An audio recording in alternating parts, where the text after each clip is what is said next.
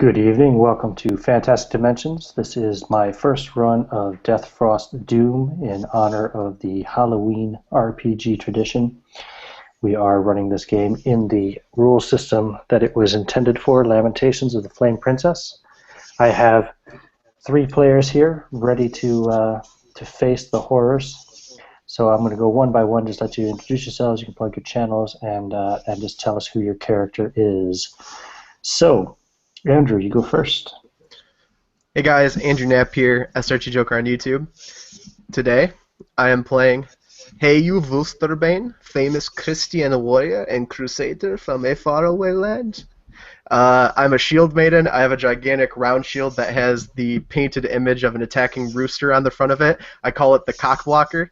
It's my family heirloom. I wield a gigantic spear. My character has very low intelligence, but I make up for it with my feral-like instincts and my tremendously ridiculous strength. Excellent. And it's worth noting that you're of rather small stature. Yes, a stunning 3 feet tall. Excellent. Okay, Marquise. Hey everybody, Statistical Shard here on YouTube. Glad to be here. The character I'm playing today is Dmitry Yudin, Russian wizard, magic user. Basically, he comes from Russia. Some say he's the son of Baba Yaga or the student in Konishki. You can't really be sure with him. He may be telling lies, he may be telling truths. His stories are never 100% accurate. That being said, basically he's just here to expand his knowledge, to write more in his grimoire, and to find new and arcane secrets in this beautiful world we have here. Excellent. And Tom. I am playing Vorel. He is a cursed magic user. Some say there are whispers that he just killed his master for the staff that he clutches in his hands, but he doesn't like to speak about it. Never does, never will. And he has a very suspicious look on him, and he clutches his staff as if it was his life force. He never lets anyone touch it, go near it, or anything like that. Excellent. And you guys, being stalwart adventurers, have come to travel together in your pursuit of things arcane and highly valuable. There are a few other people who you have been known to travel with, who may have been with you recently, who are currently missing. They may turn up or may not throughout the course of the game. We shall see. So this particular adventure started off with you all in the nice, warm, cozy little village of Doncaster, which is at the foot of Death Frost Mountain. And while in Doncaster, you were listening to stories. You were very interested in the tales of an ancient evil, an old cult that used to exist near the peak of the mountain. They say horrible, terrible things happen there, although they no longer really remember what. All they know now is that the cult is long gone. The yet strange music carries on the wind. The mountain is very cold, but it is rumored that much to be found in the crypts below the old domicile of the cult, where much of their old magical knowledge and their treasure is all rumored to still lay. So this has piqued your curiosity. It's time that someone climbs the mountain to find out what truly lies in the crypts of the ancient cult. So you've spent the last 8 hours, the good portion of the morning and well into the afternoon, taking a path up the mountain. You're about halfway up.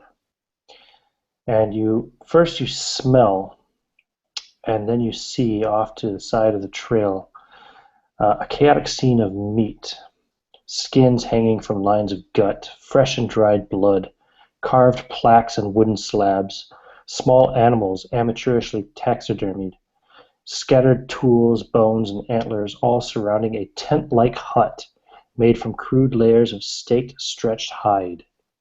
Human waste rots near a low stone wall downwind. Many of the skins are adorned with names written in blood. One you see reads, Marybelle Walker, hanging over a large wooden plaque. The name is again half reproduced on the plaque by the same hand that made and used the gnarled tools which lie strewn next to it, and that produced the failed drafts of the same marker scattered amongst the desperately knotted roots of a nearby tree. Now, let me just do something quick here. Okay. You hear the sound of an axe striking a tree, not too far distant, and then shortly after you hear the sound of the wood splitting and the tree falling. You see, of course, the tent up ahead of you. The sound of the chopping wood came up and off to the left into the woods. Here, you're still below the tree line of the mountain. What would you like to do? Well, Dimitri, as someone who's experienced in rushing spellcraft and all that and everything, he's used to seeing such grisly scenes as this. It's nothing in all his 50 or so years that he's never been really disturbed by. That being said, he knows either a trap or a curse, something like that when he sees one. So looking to Roosterbane, he nods and he says, Roosterbane, go over there and see what making that axe noise. Very well, probably boy playing with tool. And I start walking out into the snow with my shield raised and my spear out towards the sound. Excellent. And Varel? I'm just going to stand there with the grisly scene. My character doesn't feel the need to investigate this. Very good. Seems to be a dude fucking with animals for no reason, other than whatever he feels like. Not my problem. Okay. So you walk off, probably walk for a good 5 minutes. Hey you, sorry. And eventually you see a man. He's chopping firewood. You can hear it as you're approaching. He's wearing clothes of hide, and he's got a large bone knife. Looks like some kind of a sling. And his axe seems to be carved from stone. He's got a huge, massive, bushy gray beard, wild hair, and he doesn't seem to have taken any notice of you at the time as he's chopping this wood. I'd like to get about 20 feet away from him, trying to sneak up on him before I make my presence known. Oh, you smell him pretty good from that range. He smells like fresh gore. And he looks quite old. Okay, I will yell out to the man. What are you in such a hurry for? The tree isn't going anywhere. He stops and turns and looks at you, and he says, "Hello there, child! What are you doing up here on the mountain?" Child, how drunk are you, old man? I am no child. You do not recognize the mighty shield maiden? And I take my shield and hold it up and bash it with my spear. He looks at you and he says, "I know that Halloween is coming soon. Are you? Is that your costume? Why did your parents let you wander this far from the village?" And he starts walking towards you. The axe Easy slung over his now. shoulder. Easy now, old bugger. I do not know what you mean to do, approaching me like this. I'm very sorry. He sets the axe down. He goes, "I mean you no harm." He says, "I was simply chopping some firewood. It gets very cold up here on the mountain." But what? Seriously, what? How did you get so far from the village? We are on a great quest up to the peak of Deathfrost Mountain. An ancient evil exists there. And a wind blows by, and you can see his face getting a little bit red with the chill.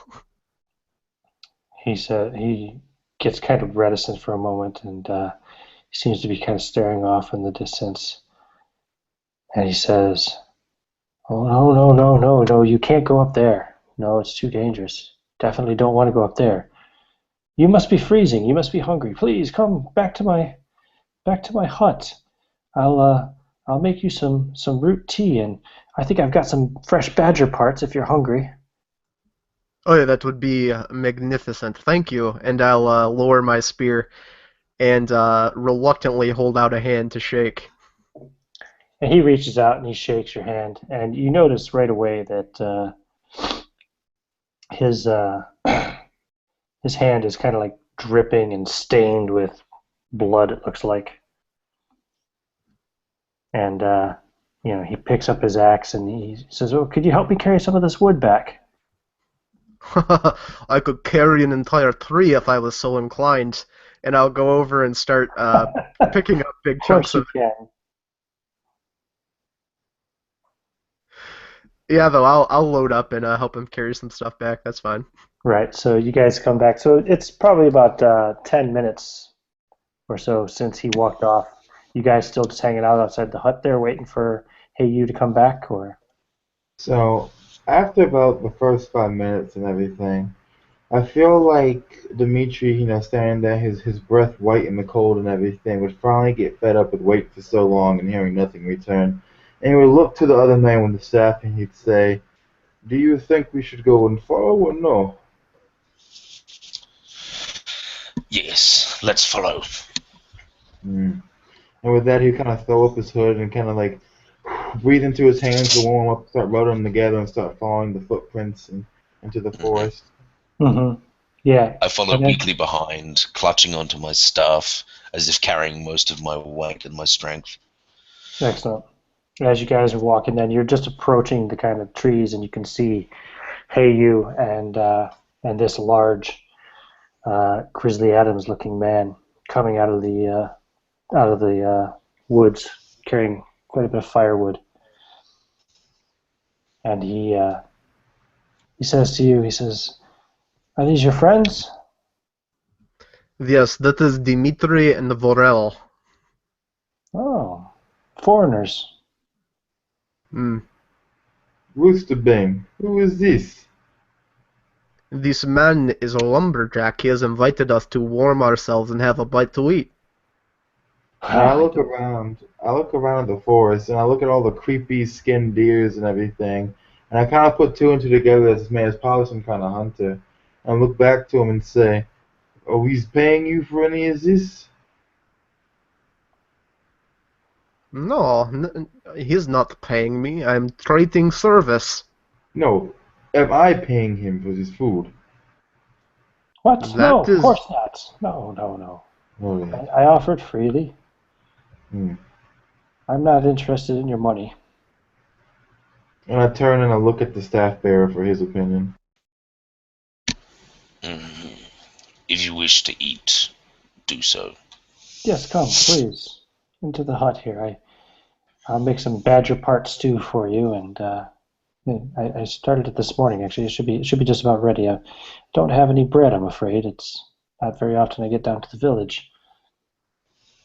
I don't suppose you brought any bread with you. I could trade. What are we trading for? Well, I've got lots of animal skins around, and And I look around at the animal skins and everything, and I say to him, "You are very messy with what you do. well, Mr. Bain, show this man how to properly skin an animal." he starts stacking up the firewood that he was carrying up beside the hut, and he walks in. He says, "Well, come on, get out of the cold, will you?"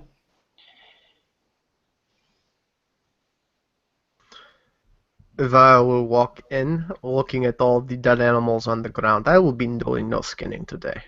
It is time for me to eat.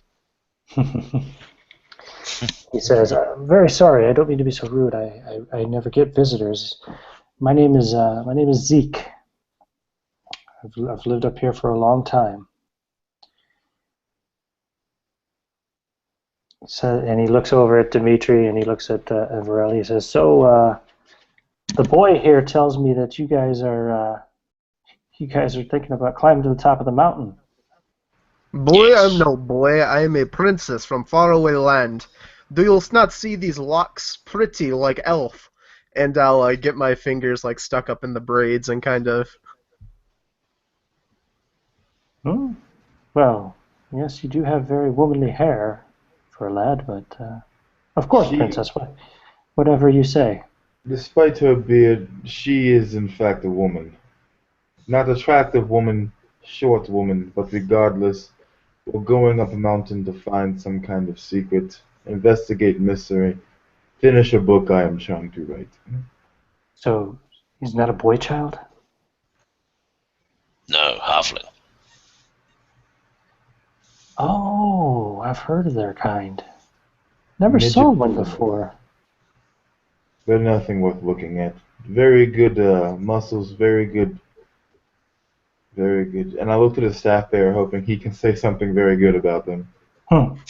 They like to steal things. It is indeed many of my kind that have sticky fingers, but what we are exceptionally known for is our sweet, musky, feminine allure. And you see Well, Dimitri kind of grimace and just kind of look at it, and then look back to Zeke and say, "So Zeke, where this stew with the badger in it at?" he's stirring a little bit of a cauldron he's got going over the fire in the hut. It was already going.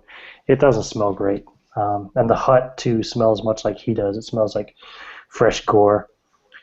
You can smell animal blood and hide. And um, he's, kind of taking a ladle and he's ladling out little bowls of this stew with badger meat in it and handing them out to you.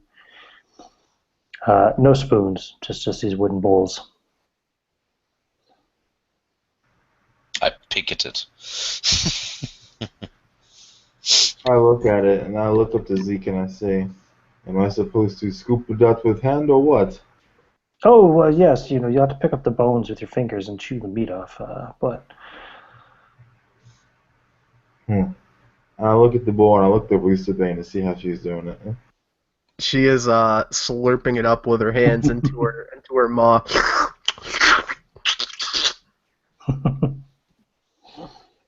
Partially disgusted, I take it and I tip just a little bit back of it to kind of like sip out the stew and see what it tastes like.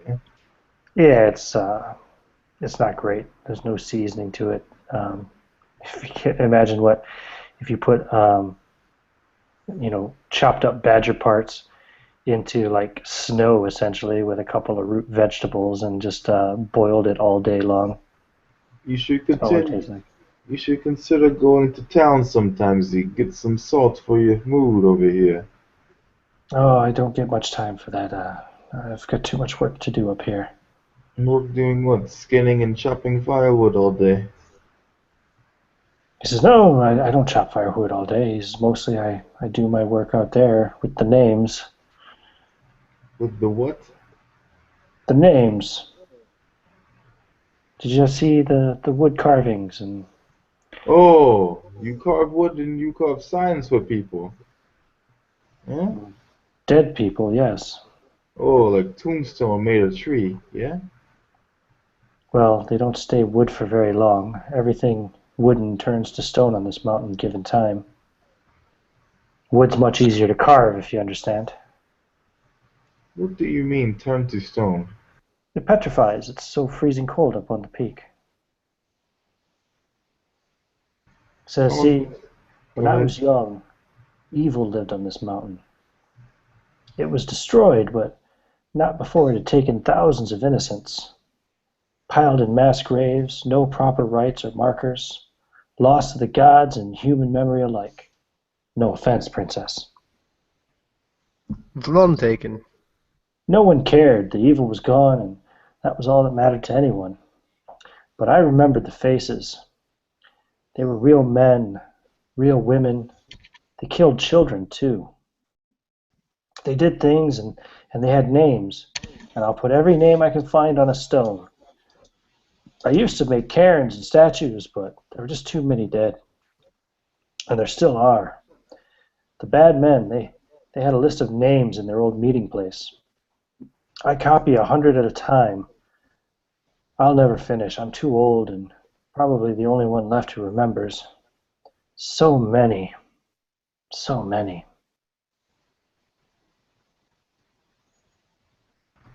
Your life sounds very sad. You should consider going to town, find a woman, put all this business with dead names behind you. Right, Mr. Bane?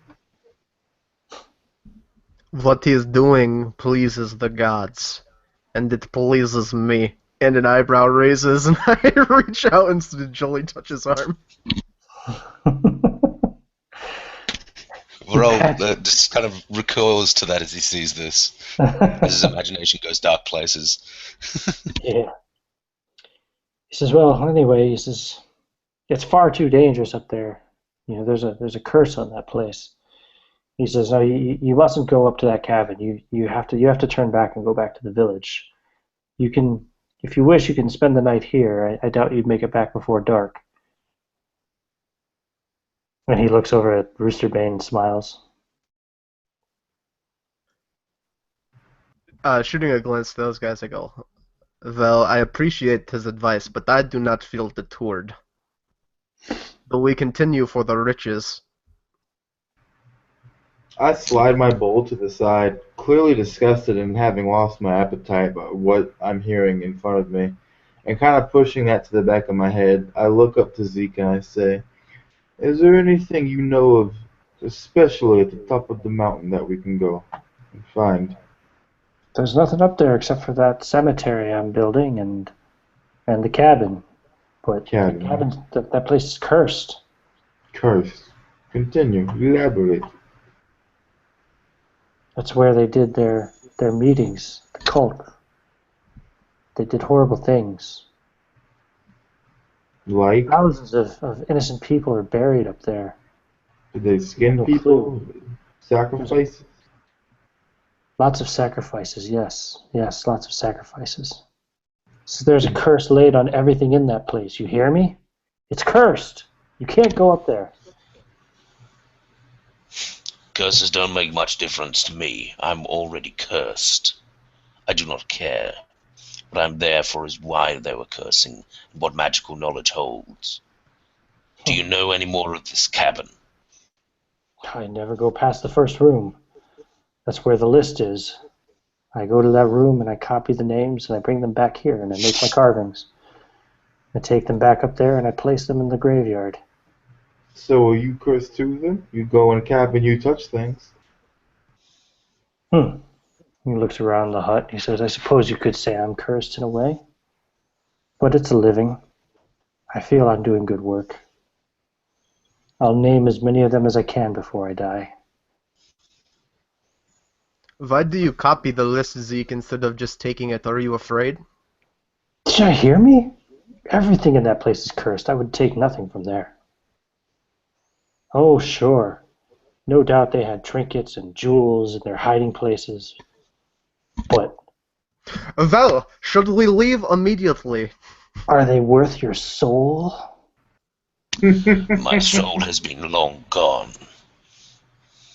You are very Makes funny, like a Mr. religious Zeke. kind of cross sign. I stand up and I kind of move back my cloak, and you see this black book kind of strapped to his belt. And he takes it off and he puts it on the table. And you see a cross on the front of the book, and it's kind of bound in this wrapping. And he says, "This is my soul, and I will fill it with what I find up there. Roosterbane, let us be off." I won't let you go. And he stands up. Mr. Zeke, I have only known you for 30 minutes, but this is the first stupid thing you have done. And I start gripping the spear tightly. I missed part of that. What does Zeke do? He stood up and he kind of started to move to kind of block you guys from going out of the tent, the little tent hut. And now Hayu's threatening him with a spear. Mr. Zeke, I am grown man from Russia. You do not tell me where I can and cannot go. I cannot, in good faith, let you go up there. You'll doom yourselves. You'll doom me. You'll doom all those people down at the bottom of the mountain. And how would we doom them? You'll have nothing good will come of messing with that cursed place. God only knows what still exists, what still lives under there. Or doesn't live. Roosterbane, remove the issue. And I kind of point to this guy. Mr. Zeke, I'm going to give you one chance. Get out of way, or I will break you like you did to that tree. He crosses his arms and he stands in front of the tent flap. Very well. You Let's have brought resolve. this on yourself. And I'll turn the spear over so I'm using the blunt end and try to crack him on the head with it. Okay, go ahead and roll to hit.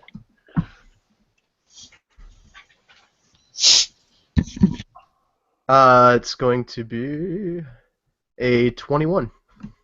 That's going to definitely hit. And damage on that, please. 2 points of damage. Okay, you crack him on the side of the head. Smack! Okay. So that will start combat. If everybody wants to roll d6 for initiative, add if you have an initiative modifier, it'd be your dex modifier. Yeah, sure. I'll type it on too. I gotta type. You said you got a 3, Dimitri. Yeah. Yes, sir. So I got a 6. You got a 6. Okay. So you crack him on the side of the head, Hayu, and blood starts to stream down. He's got, definitely broke the skin on his skull up above his left eye. You got a 6 as well, Hayu? It's a 7 with my It's a dex. 7. Okay, so you're going to go first then. Alright, so I smack him, and seeing that he's still standing, I say, just go to sleep. And I jump back and I do another swing at the other side of his head. Okay, go ahead and roll to hit again. Crit failure. Okay. So Things are going you slip in some of the gore on the ground, and you fall down. Give me another. Give me a dexterity check. So you want to roll d20. You want to roll equal to or under your dexterity. Alright, I need a 14 or lower. A 10. Okay, yeah, you manage not to fall and break the spear under you as you land hard on the ground. Sleep still, maiden! And I go down. Knock the wind out of yourself, but you're not hurt. And then 6. So he goes on 6, and so do you, I think. What are you doing, Thomas? I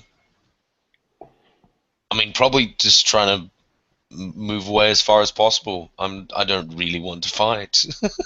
Okay. I'll leave it to the crazy halfling. In that case, then he is going to attack the halfling because he's going to try to subdue her. So he tries to grapple her, basically. So we're just going to do I guess kind of like an opposed strength check. Okay, so doing it opposed, is it just a d20 plus or is it the amount you beat your strength by? I'm thinking, yeah, to make it easy, let's just roll a d20 and add your strength modifier. That's probably the easiest way to go. Crit success. Yeah, okay, so he goes to try to fucking grapple you, and you just totally reverse it on him and get him down in like a submission hold or whatever you want to do to him. I'll let you tell me what kind of hold you got him in. Alright, I got him in a arm bar, and I'm pulling the arm back trying to snap it. I told you to go down. He's shouting in pain, and unarmed damage is another, 1 point? Yep. Okay, and what are you doing then, Dimitri? It's your turn. Dimitri is sitting on the table. He has his book on his lap. It's still bound by the strap, and he's slurping from the soup and chewing on the meat and watching as the halfling does the work the halflings do. Okay. Next round, initiative again. Roll d6. Zeke is on 4. 2. 5. 5 as well. Okay, so Hayu and Varel, you will go first. Varel, are you doing anything this round? Or are you still just kind of standing back? Yeah, I'm just gonna stand back. Halfling looks like she's having fun. She seems to have him in hand. What are you going to do to him, Hayu? You've got his in the arm bar. It's locked tight.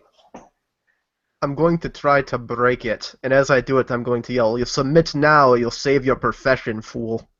Roll another strength check. Oh my god, I rolled a 1. I got a 15.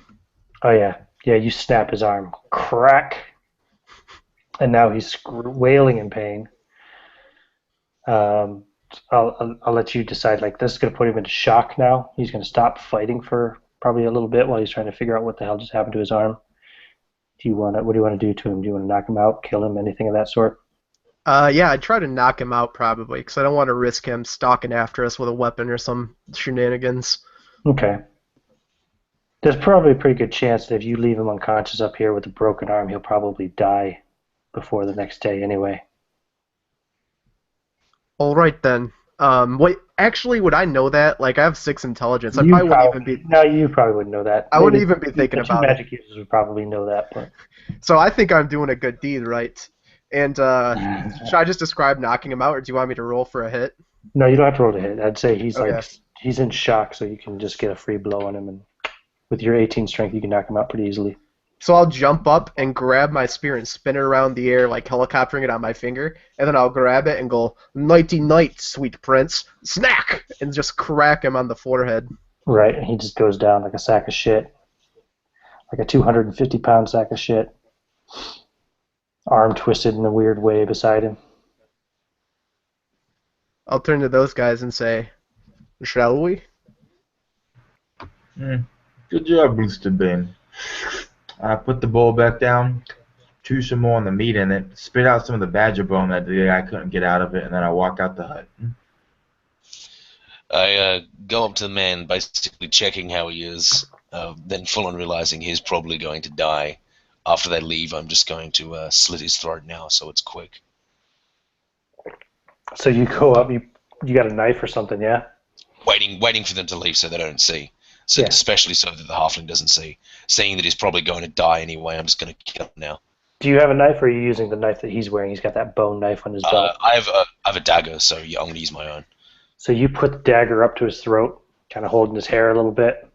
It's wet with blood from the 2 head wounds he's taken. And he opens his eyes and looks at you for a moment and goes, "You're doomed," just as you go. I've been doomed long ago. As I collect some of my his blood in a bladder that I had. And you think for a moment you hear his voice in your head. And it says, "I know the fate that awaits the soul of he who would slay his fellow man. Do you? Doomed." I shake away the voices in my head as I add it to another collection of thousands of people that I've killed before for magic arcane rituals, and I walk out. Wow. Okay. Well, that's the end of Zeke. So you guys begin climbing the peak. Mm-hmm. And let's say time-wise, this was probably happening around 3 or 4 in the afternoon. It's going to get quite dark as you're climbing up. As you approach the tree line, the landscape will become increasingly unnatural. Insects, which are already rare in the cold mountain, begin to disappear. Eventually, there are no shrubs or lichens, no birds or any other animals, or any signs of life at all, aside from dead trees still standing, casting warped shadows on the untouched snow. You'll feel a painful, almost admonishing wind, as if it's trying to warn you, stop you, push you back. The only light is the light of the full moon cast on the snow around you. Actually makes it pretty bright considering it's like really late at night at this point. Yes, Marquise, that's a full moon. As you cross the last ridge before the graveyard, the wind and all the sounds die immediately. And then after a few eerily crisp steps, do any of you have particularly good hearing, good wisdom rolls, really? So good perceptions? No. Not in particular. No? Yeah. I'd say the halfling might. Yeah, you got bushcraft and all that. Yeah, I do have a good bushcraft. Yeah, that would work too. That's a survival skill. Okay. You are the first to hear it then. Hey, you. You hear an otherworldly, barely audible, obscurely articulate, and oddly penetrating noise, like the constant intimation of a nail about to be scraped across a chalkboard. It changes pitches and it's almost musical. As the cabin comes into view at the far end of the graveyard, the rest of you will be able to hear it as well. The graveyard itself is composed of hundreds of gravestones, a dozen or so mausoleums, and a few statues, all of them agonizingly hewn by the strange hand of Zeke Duncaster over the last 50 years. The air is clear as new ice. The statues almost seem to shift in the light of the strangely wavering moonlight. What do you like to do? This is a beautiful place, Dimitri would say as he would walk into the graveyard. He would turn to the staff bearer and he would say, "We could make a nice laboratory here, perform some spells, speak with some dead." There are plenty to be had. I say as my character runner touching the ground as if kind of feeling the destruction and death that is being caused here as he gets up and straightens himself and then pushes forward, as if unwavered by this fact. All the carvings are towering over me as we're walking through it, and I'm thinking to myself, does nobody ever kill a halfling? Why is everybody so big?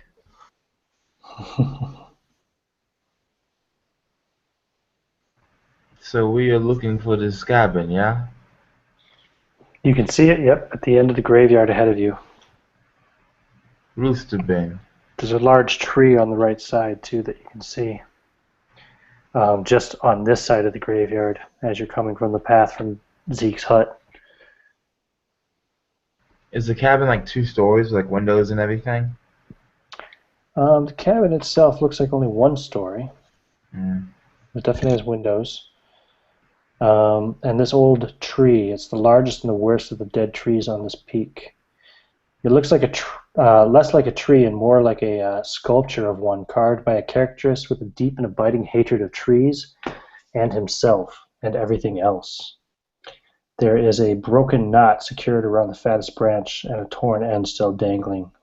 It looks like it used to be a noose.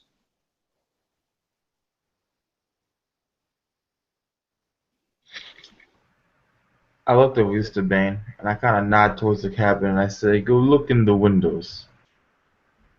How higher up are the windows, Ian? Could I look through them if I jump? Yeah, it'll be tricky for you a little bit because it is kind of raised up a little bit, the house, but it's got like some steps kind of leading up to the porch along the side of the cabin. I There's no I look light coming from within. I look noticeably perturbed by the request because of my stature, and I say, nothing would please me more than to look through your stupid window. But If I you am go, not tall enough. if you go up onto the little porch itself, you can see into the windows on that side of the house, probably. I will try the porch, and I'll start walking forward. Okay, so you're walking through the wind kind of very lightly blowing through as you walk amongst the gravestones themselves, approaching the house. And you climb up the wood of the steps kind of creaks a little bit, and you realize as you step up onto the porch that most of the wood here has turned to stone. In fact, it's like petrified itself. Only the stairs creak a little bit as you step onto them, but the wooden porch itself is almost like a stone balcony at this stage. There is a door on your right, and then beyond it there are 2 windows. I'll slowly follow the rules Dimitri has laid out for me. I've gotten to where I am now because I listen to his smarts and don't try to rely on my own. So I'll sneak across and peer over the edge into the windows to see what I can see. Okay. Looking in through the first window, it's hard to see in at first. You have to push your face right up against it and kind of brush some of the frost off of it. Hold your hands up to kind of block out the moonlight. And you look, at first it looks like you're looking into a bedroom. You can see a wardrobe, a bedpan. There's a large pack in the corner. You see slippers at the foot of a bed with a comfortable looking bedroll on it. There's a foot locker. It has a sheath short sword resting on top of it.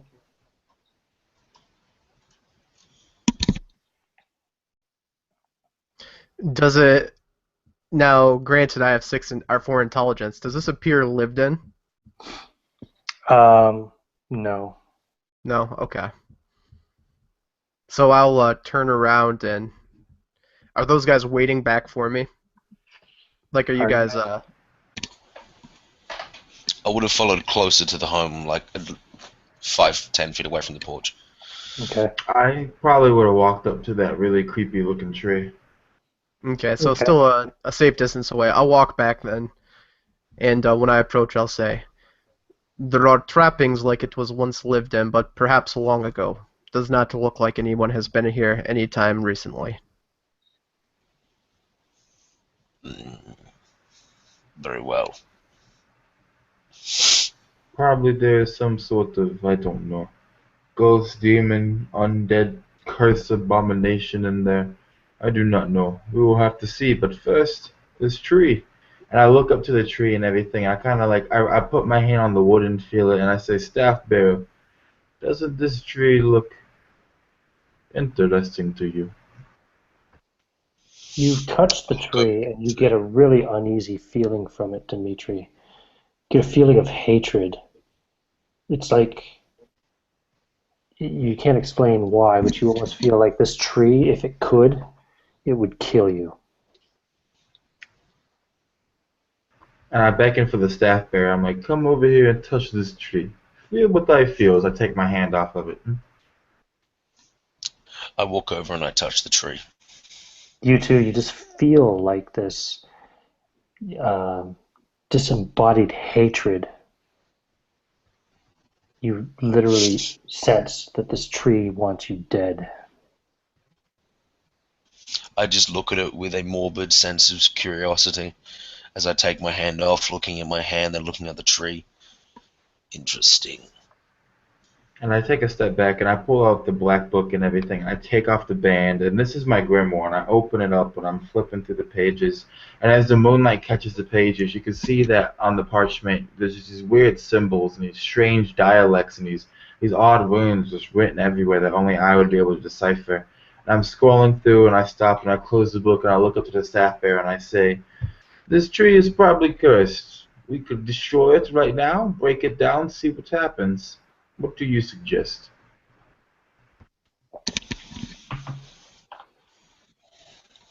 I mean, we could, but that could also make some kind of vengeance be upon us. The tree could act early, but I guess it'd be better now than inside of this cabin. I agree. I say burn it, or destroy it. I mean, we probably can't burn it, but yeah, destroy it. I look around, and from how cold it is and how the wood generally petrifies, I'm assuming I would think it's pretty hard to make a fire start, Ian. Yeah, yeah, definitely. I mean, the all of the dead wood is pretty much turned to stone. The tree is still, I mean, it's mostly dead, but it's still a little bit alive. It hasn't petrified. And hey, you, as you're turning to walk off the porch too, you do notice there's a well off to the right side of the cabin, about oh yeah, about 20 feet off to your right, beyond the porch. Okay, so I'll be like, "Oh, and I forgot to mention, when I was up at the house, I saw that there's a well.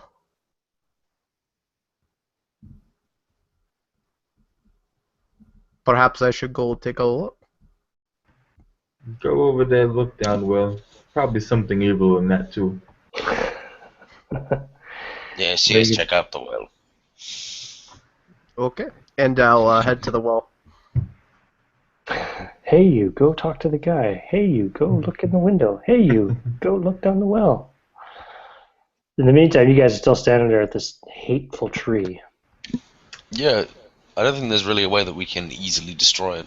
Well, So, I'm, again, Dimitri kind of knowing that burning is not an option, and knowing that his friend, the staff bearer, agrees with him, he's flipping through his grimoire again, and he closes it, and he kind of brings it to his head like this, and his eyes are closed, and his head's just slightly tilted down towards the ground. And you begin to hear these words kind of spilling from his mouth, this really ancient version of Russian, hardly a whisper, really. You can barely make out any of it. And as he's saying it, this kind of cold wind breaks across the mountain peak, and the shadows all get darker around us. The moonlight just gets a little bit darker as well. You kind of see this kind of aura around Dimitri, not an actual like light orb, but it's something you kind of perceive around him, this pressure, as if he's kind of summoning something, this kind of feeling all about him that there's something there with him now. And then as his eyes open, you see that they're bloodshot, and the irises that were brown are now kind of purple. And he sheds a single tear, and you see the tear freeze to his face. And then the book opens all at once, and it goes flying from his hand, and the pages kind of go this way and that way as it comes unbound. And many of the pages kind of catch fire here and there. About 6 of them total, and these kind of bolts of flame kind of rise up and they're spinning around, making the shadows deeper and deeper. And with this ancient Russian magic, he casts magic missile onto the tree.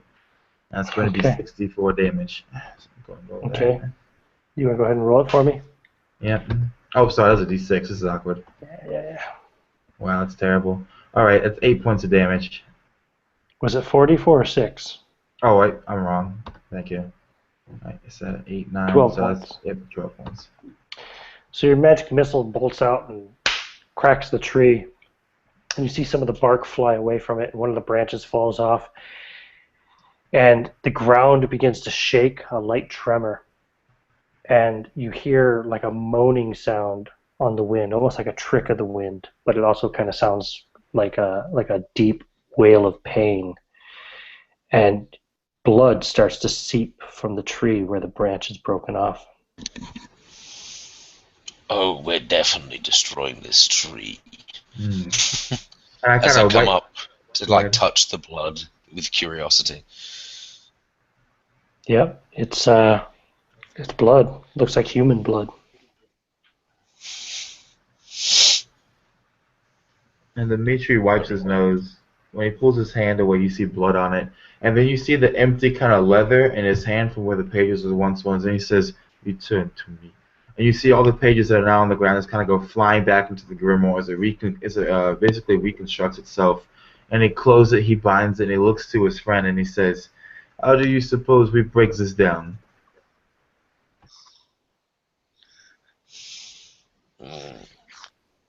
So how big was the trip? The trip up, total walking time about... Tree. Oh, the tree, I'm sorry. It's quite large. It's the largest tree on the mountain. You'd say it's probably easily 25 feet in height. It's at least 6 feet in diameter, width of the main trunk, and its branches spread out probably nearly 30 feet in every direction from the center of the tree. Yeah. My character's at a loss, thinking that firing magical missiles at it, he won't be able to do that for too long, as he looks towards his staff that seems to have a waning energy in it. And he just simply says, firing magic at it won't help. And we don't have an axe, but it's petrified, so that would make it almost impossible anyway. I don't really know. And hey, you were approaching the well when you heard the spell go off, and you felt the ground tremble, and you heard the moan on the wind, and you looked back and you saw they're shooting magic at the tree, apparently, for some reason. What is it with this mountain and everybody attacking trees? And now I'll walk over towards the well.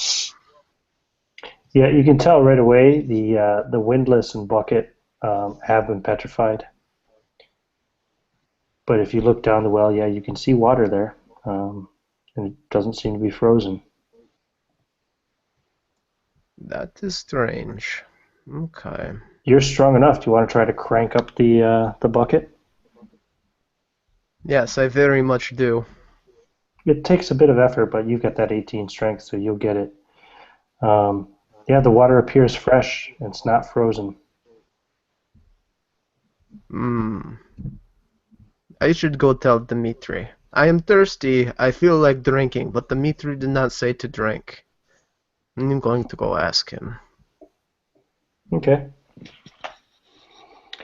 So, Dmitri, Varel, you're still standing there looking at this gigantic tree. You could probably shoot magic missiles at it all day and the whole thing wouldn't fall over. Yeah. Dimitri is stroking his beard when he turns and he sees Wisterbane return as well. And he looks at her and he says, "Well, what is down in that pit?" It seems to be functional well. I pulled up a bucket full of water and it is not frozen. Not frozen. Probably cursed or poisoned with bodies or something foul like that. No, Staff Bearer? Yes, any water should be frozen easily.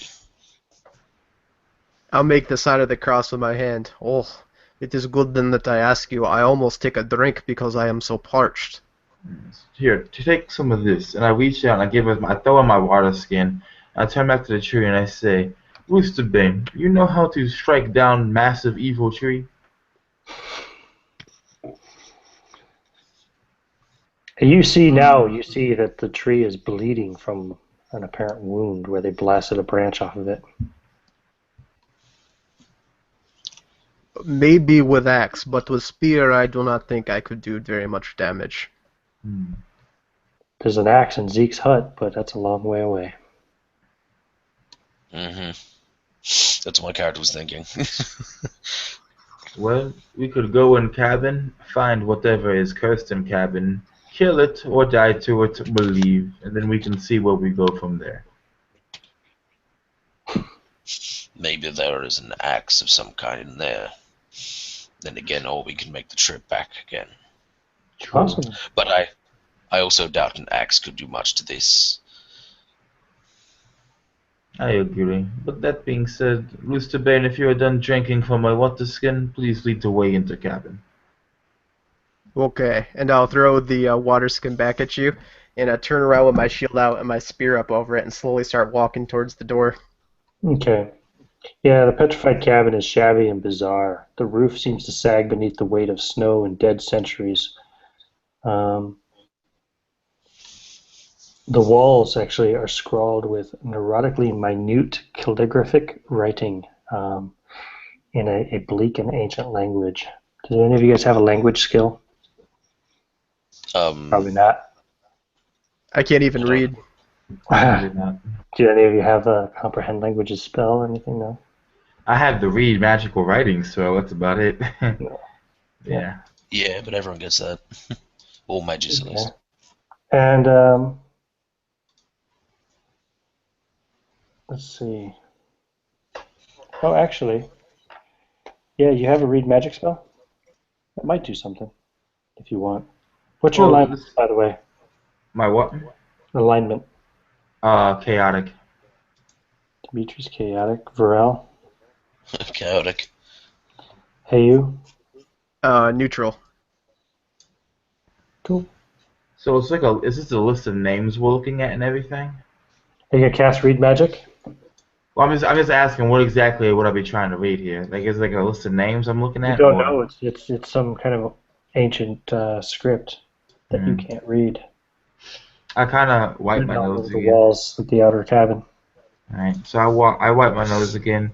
I pull out my grimoire again, and I take off the binding, and I open it, and I flip to a blank page near the back. This thing's jam-packed full of spells and everything. I lick my thumb.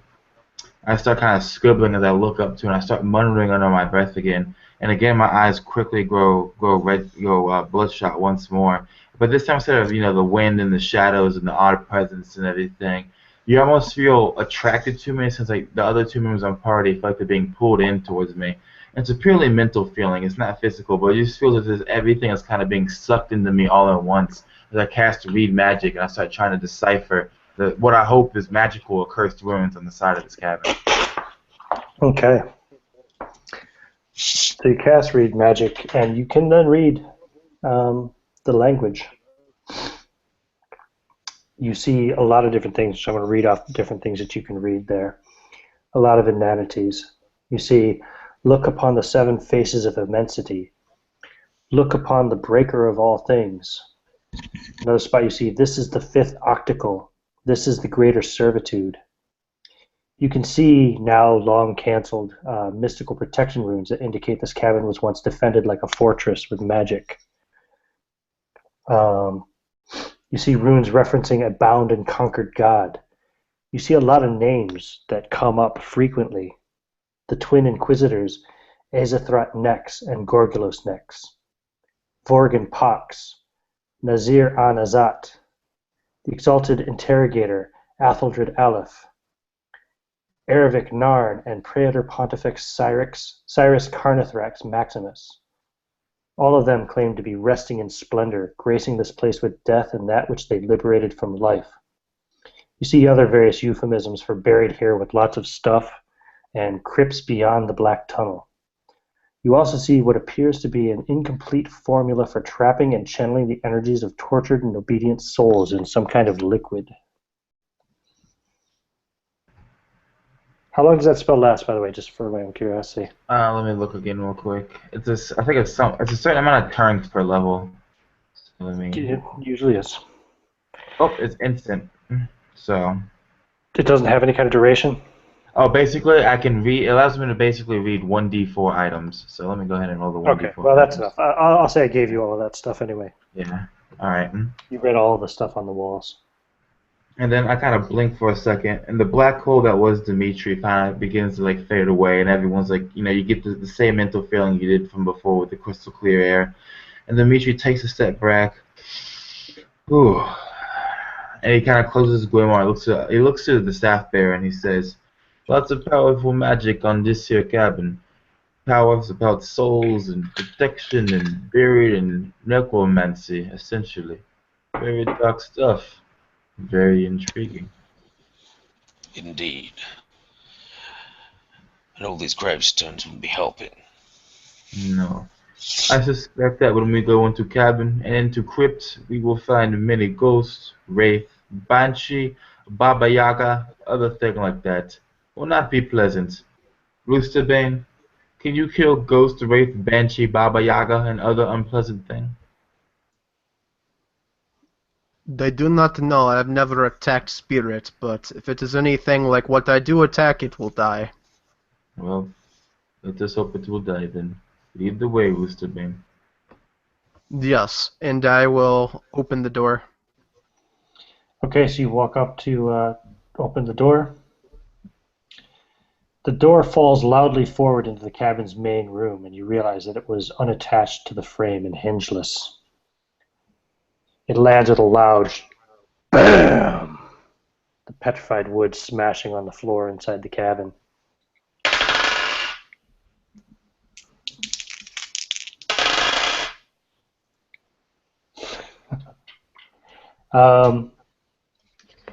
Yeah. So, you guys brought spare character sheets, right? I can make one if I have to. Just checking. Yeah, so the door just lays there inside the cabin now. The threshold is open, and you can see into the main room anyway. Most of it is covered in thick dust. You can see 3 chairs. One is behind a desk and 2 in the northeast corner, all facing you. There's a great book as thick as a torso lying on a simple desk. You see a stag's head mounted above the fireplace. The fireplace seems to be empty from where you're standing. There is a mirror in the corner, but it's too dark to really see it at the moment to see any reflection in it anyway. Looks to be like a large trap door chained with a large padlock in the middle of the floor. There's a cabinet-sized water clock standing against a wall. That's pretty much what you see in the room as you're standing there in front of the door. Hey, you. My eyes instantly go to the locked panel on the floor, and I say, "Dmitri Vorel, should I enter?" Depends if you're ready for possible death. Enter. I kind of say after he says that. And the slamming sound of the doors finally stops, echoing off in the distance. Okay, here I go. Step after step, very lanky. I'm crouching down in a receiving position like I'm about to take an attack. Shield out, spear, and I'm going to go to the middle of the room to where the padlock is. So as you're about to step across, you can hear you still hear that strange music kind of on the wind that you've heard ever since you first approached the cemetery. And as you enter across the threshold, you can hear harpsichord music coming from the southeast corner of the cabin, not quite harmonizing with the strange music on the wind. Dimitri and Varel can't hear it outside. Only you hear it at the moment, Hayu. What enchanting music calls me away from my goal of the riches? I do not know, but it is beautiful. I think I will go check it out. Dmitri does not get to tell me everything I must do. I am still in charge of myself. So I will start sneaking towards the music.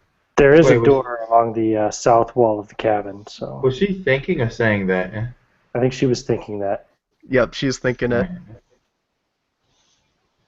So she starts to walk off towards this door at the south, and the door you were coming in from, by the way, was on the east side of the cabin, just so you know, for layout purposes. Mm-hmm. Well, once she walks in, I'm gonna step in anyway, like, behind her. And as you step in, you also then begin to hear the harpsichord music playing from the southeast of the cabin. And like I said, it doesn't quite harmonize. It's almost kind of dissonant along with that eerie music that you hear on the wind, which you're still not even sure if it's really music. It's almost like, like whistles on the wind and such. So before I would step in, I would reach into my bag I have slung over one of my shoulders, and I pull out a thin stick of chalk, and I kind of take one step into the door, but not all the way in, and I make a white line right there, like in between the door frames, a vertical line. And then I put the chalk away, and I stand up, and I begin to follow, hearing the music, and I'm following the party down to the southeast part of the cabin. Mm-hmm. Yeah. Following the halfling, waiting for her to get attacked or do something.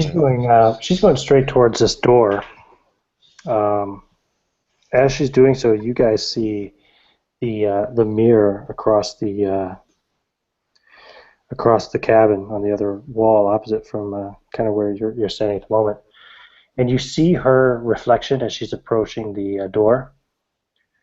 But what you find most intriguing is that neither of you have a reflection in the mirror. Interesting.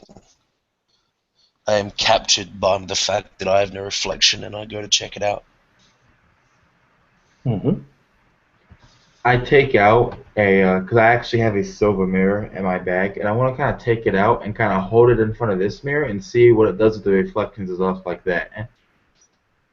So you take the mirror out of your bag, and you can see your reflection in it. And then you turn it and point it towards that mirror. Yep. And so you can see in that mirror, you see your mirror pointing back at it, in which you see that mirror again, and you do not see yourself in the reflection. Oh. I'm assuming it's because of our arcane influence. There are runes in the scroll work around the glass, and they seem to be in the same language that you saw outside the cabin on the walls. The glass is faintly bubbled and cold as ice. Powerful magics abound here. I like it. Hey, What do you suppose we do? you reach the door, the south wall of the cabin. What do you want to do? You fool me once, door. Shame on you. Fool me twice. Shame on Dmitri. And I raise my eye, and I will grab it, but this time when I go to open it, I'm going to hold the door handle in case it tries to fall in so I can try to pull it. It doesn't. It's just a normal door. And you walk into a kitchen and pantry area. Empty cabinets, shelves, counters along the exterior walls.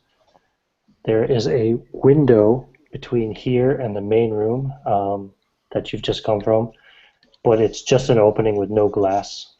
So you can see into the main room from there. Which way is the music still coming? Music is coming from the southeast, so it's ahead of you and to your left. On your immediate left, there's another door, which you can, well, maybe you can't determine what's in there.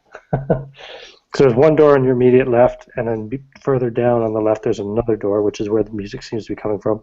And there's another door on the right, and there's a back door at the south wall. I'm going for the music, man. I'm enchanted. Okay. You're going straight over to there. Dimitri and Varel, you guys have been looking at this mirror. Yeah, You can see I also like all the things I described. You remember the description of the main room? You've got the 3 chairs. There's the book on the desk. You've got the stag's head mounted above the fireplace, and the mirror, and the trapdoor, and the water clock. I'm just gonna follow the halfling. Okay. What about Dimitri? I want to put my mirror away. I want to take out a piece of chalk again. I want to tap the mirror with it. The strange mirror that doesn't reflect you? Yeah.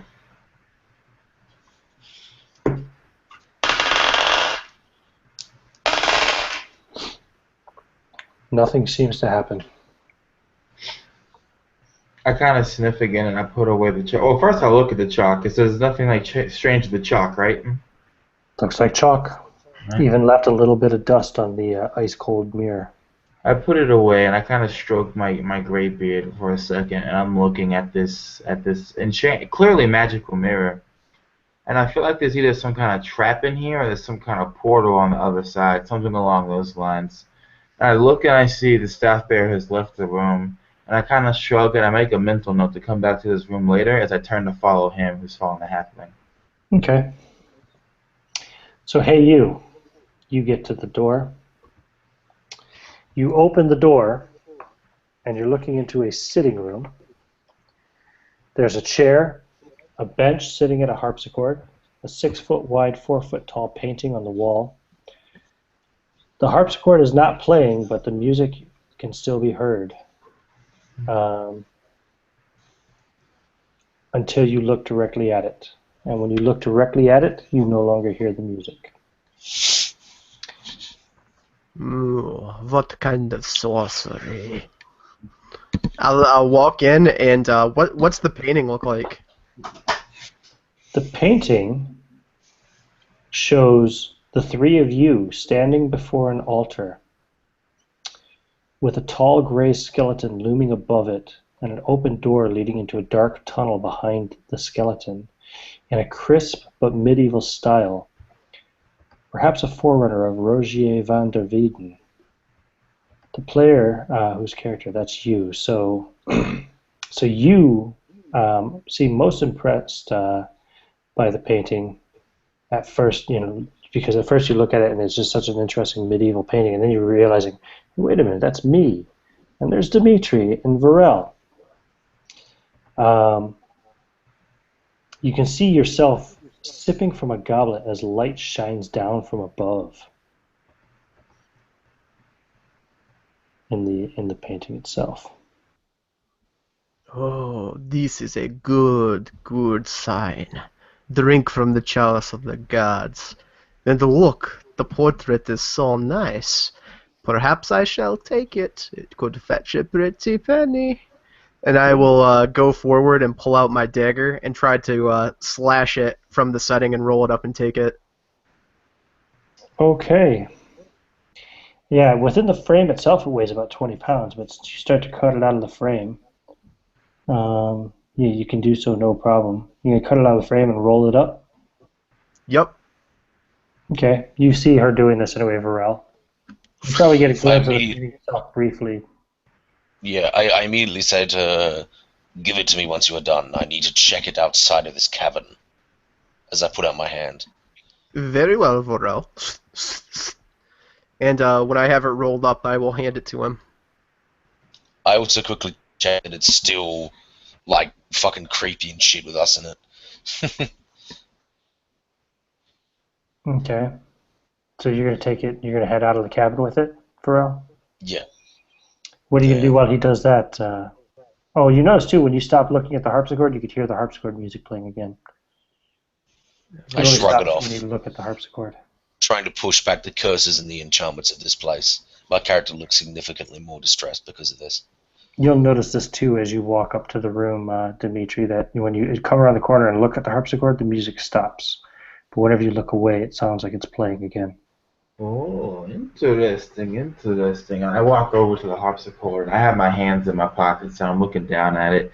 I'm like, I wonder if Ghost is playing this? Perhaps some kind of old spell? Maybe rewinding curse. Roosterbane, come here real quick if you would.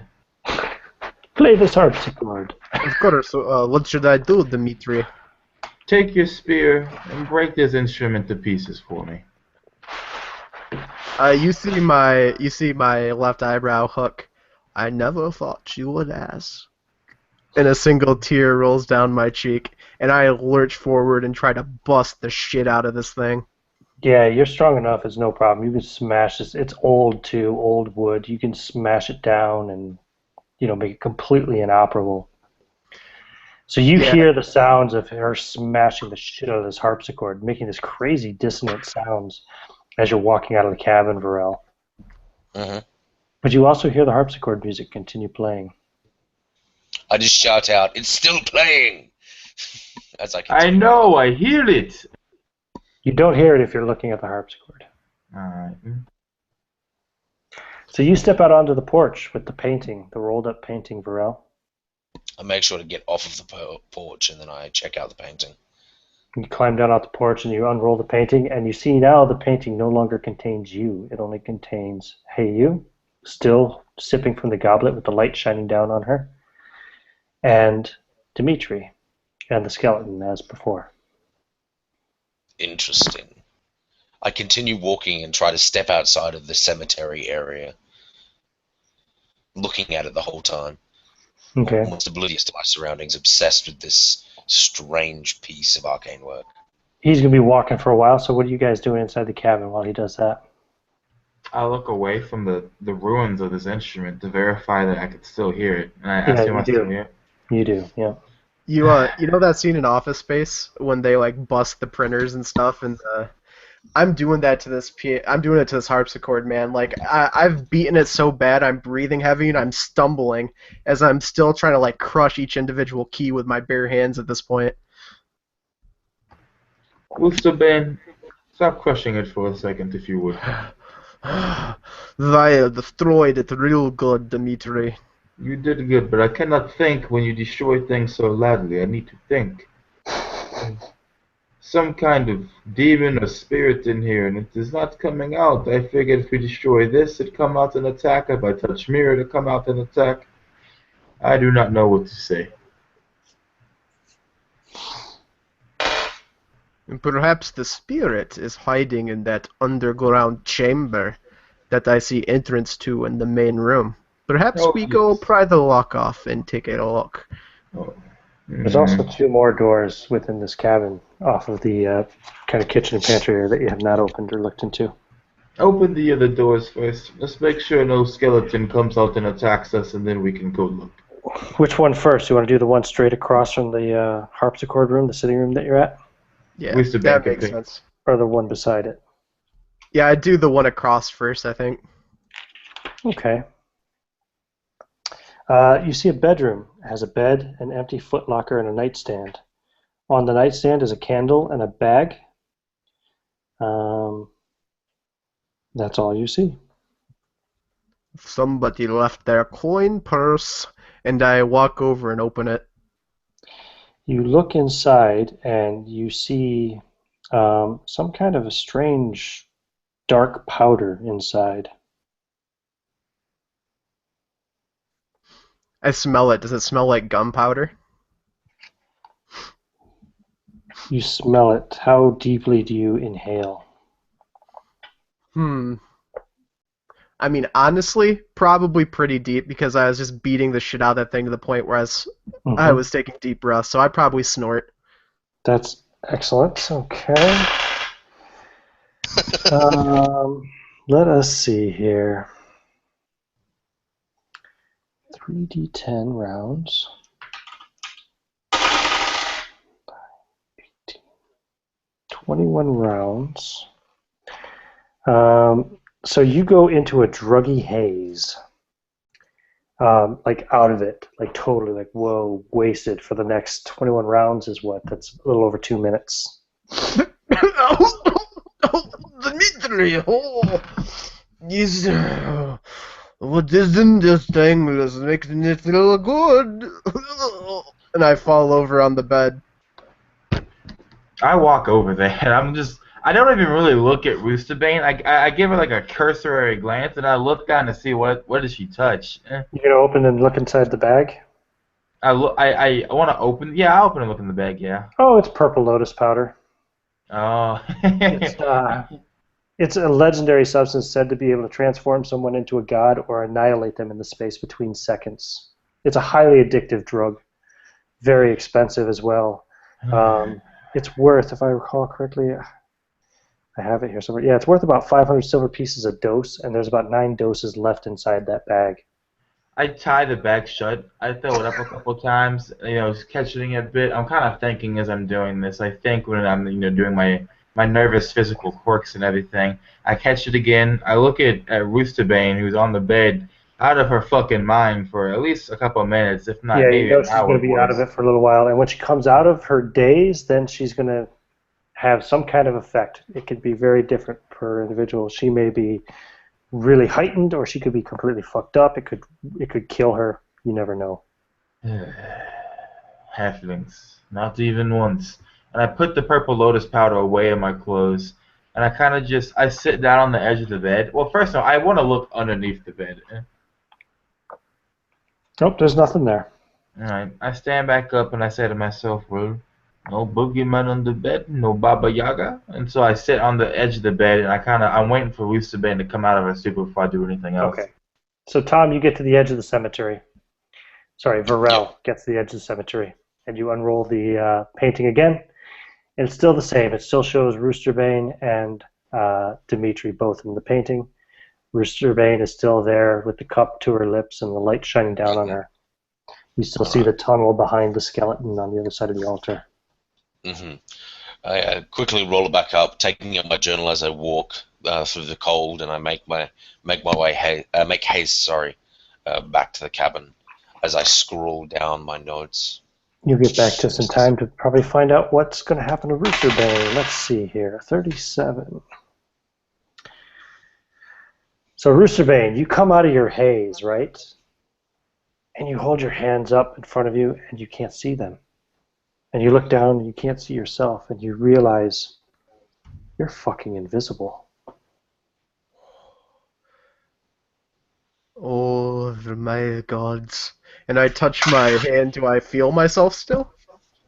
Yeah, you're still there, but you can't see yourself. You're completely invisible. You see Dimitri just kind of chilling out, looking at his grimoire or something. What are you doing, Dimitri? I probably would have been sitting there. I would have flipped through my grimoire, and I would have turned around when I heard her say something. Yeah, you see her looking at herself and touching herself, and she looks really weird. Are you okay, halfling? Oh, Demetrius, I am invisible! And I jump up and I start pulling my clothes off. I put my hand onto her arm as she's kind of trying to stop her from doing this. I say, you're not invisible, halfling. I see you right here. You will believe you're invisible for the next 29 minutes, by the way. Jules. No, I'm invisible! And I continue trying to paw my clothes off to look at my naked body to see if I can see myself then. Nope. Halfling, you need to have your armor on. If we get attacked, what are you going to do? They will not see me. I am the wind. I see and I start you. jumping around. Varel, you're walking in on this scene, by the way. Immediately, my character's just, what happened? Why is the half Peggy is taking off her clothes. She found purple lotus powder. She sniffed it. This is the effect, I presume. My character face palms as he tries to remember as much as he can about purple lotus powder, and then remembers some of the strange effects that can occur. And he immediately sighs. I hope this doesn't last long. Anyway, I immediately tell him about the poster and the painting, and basically say that this thing shows who's inside of the cabin, and it seems it is only us and this skeleton, though this may be a part of the painting, I'm not sure. When I left the cabin, I disappeared, and the curses and enchantments seem to go past the cemetery. As I put it there, I show him, give it to him to have a look. I take it, I open, I look at it, and I assume I see all three of us on there. Yep, you're all three in there now. And again, you can still see Heyu there drinking from the goblet with the light shining down on her. Interesting, interesting. Why is the light only on the Rooster Bane, though? Clearly, do it's not know. because I have been blessed by the gods. Look at You're me! back. Invisible! And I'm jumping around from the one corner to another, trying to see if he can follow me with his eyes.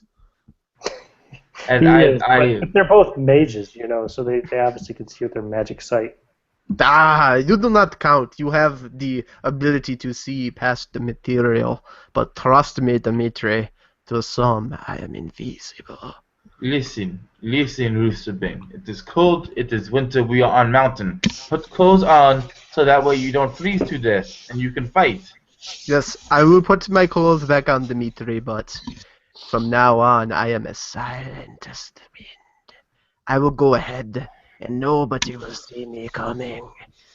You do realize the wind is quite loud at the moment. But sure. She scratches the side of her head. I am less silent than the wind. Poetic. Yes, there's still one more room that you haven't opened. The one that was beside the sitting room on the same Yeah, I'm wall. gonna go check it out. Inside there, it's another bedroom. This is a bigger bedroom. You see a wardrobe, a bedpan. This is the room that you saw through the window earlier, Hayu. There is a large pack in the corner. Slippers are at the foot of the bed. There's a comfortable-looking bedroll on the bed. A footlocker with a book. Oh, sorry, you can't see inside the foot. Never mind. You see a footlocker, sorry, with a sheathed short sword sitting on top of it.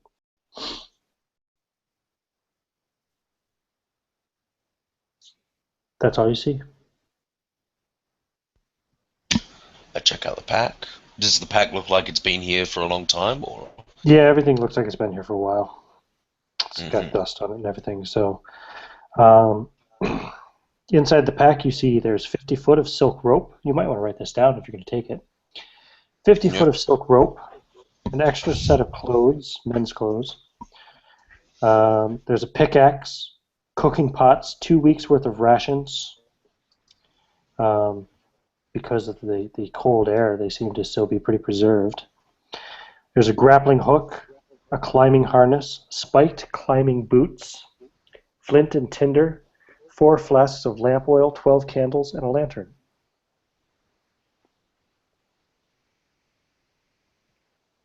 If you want me to read that stuff off slower, I can later too. So, Yeah, it's all good.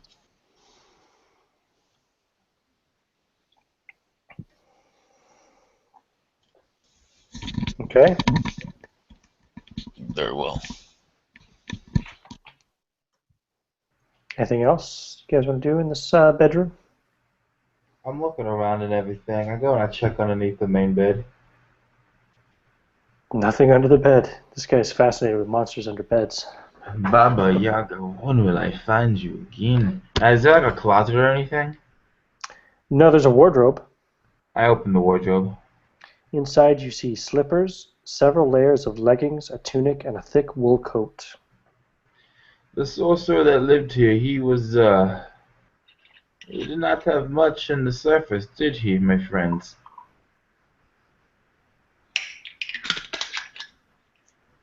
Perhaps we should go to the crypts now. See what kind of powerful necromancy lies down there, no?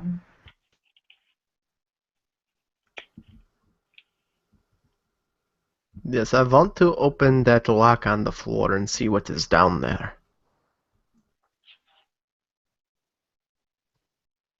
Okay. You can head back to the trapdoor. Let me go first, Dimitri. I am not seem to be seen by If I those can without the see magic you, sight. if I can see you, ghosts can see you. You being invisible does not help anybody. Perhaps we will find out. And I go over and I'll try to break the lock. Okay. Yeah, it's chained with a large padlock. You can try to break the lock. Go ahead and I guess it'd be like an open doors check. What's your open door skill? My open doors is a 4. Okay, roll a d6. Fail. Nope, you can't break it. I suppose that probably includes like picking locks too, right? Because why would you have a 4? Oh, because your strength. That's why. Yeah, Yeah, never mind. Yeah, you're trying to break it off. Yep. Nope. It's too solid. Just bust through the door, woman. I turn and look at him. The break through the floor? Yes, break through the floor. The wooden door itself. Uh, Why okay, don't you I roll again? guess. What roll, Ian? Go ahead and roll another open doors now. So you're no longer going at the lock. You're actually trying to break the door off the hinges itself. That's a 3, so that one would succeed. Okay.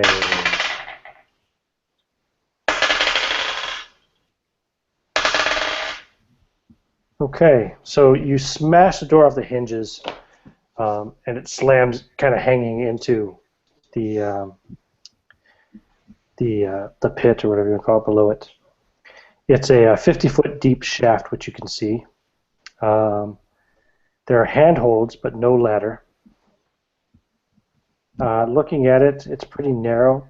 So if you wanted to try to dangle a light ahead of you, you could tie like a lantern or something to a belt or pack, maybe, to hang down below you.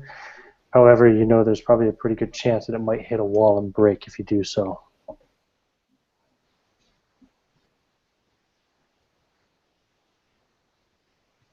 It is a pit, Dimitri.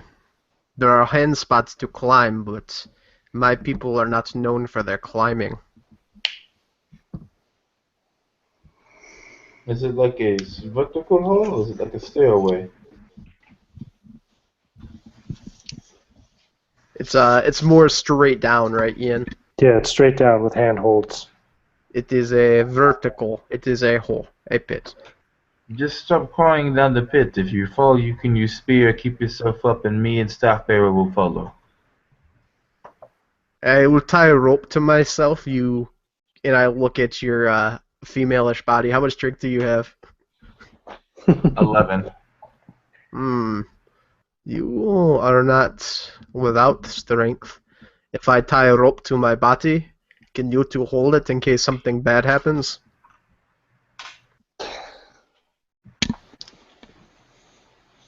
I Nice. just kind of, yes, just go down the hole. I'll tie it to myself and say, okay, here I go. And I'll try to climb down. Okay.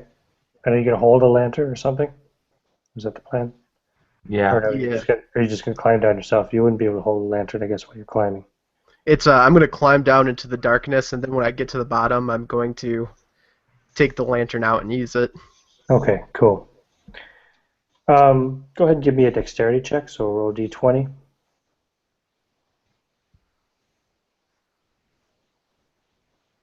Nope, I fail it. Nope. Okay, you're going to slip. Let me see how far down you get before you slip. So you got 30 feet down, you only slip about 20 feet from the top. You take 4 points of falling damage as you land on the bottom. And as you hit the bottom, your hands touch the cold floor. Do those guys grab me? I would attempt to. You might afterwards, yeah, but I mean, you only fell 20 feet. You'd have fallen, you'd hit the ground before you realized that you were falling. Do you know what I mean?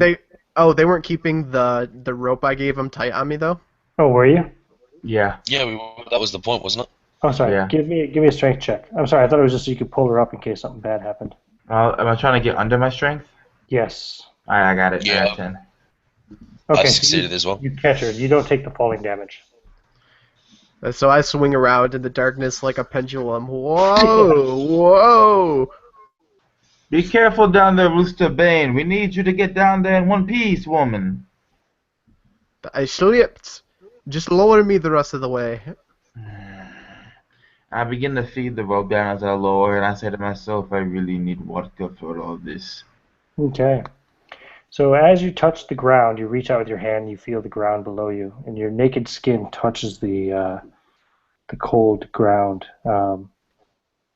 It feels like ice cold glass again. It reminds you of when you touched the window from outside. And you suddenly hear screaming in a forgotten language from all around you. Bullshit. I'll try to pull out and light the lantern. And as soon as you take your naked flesh off the floor, it stops.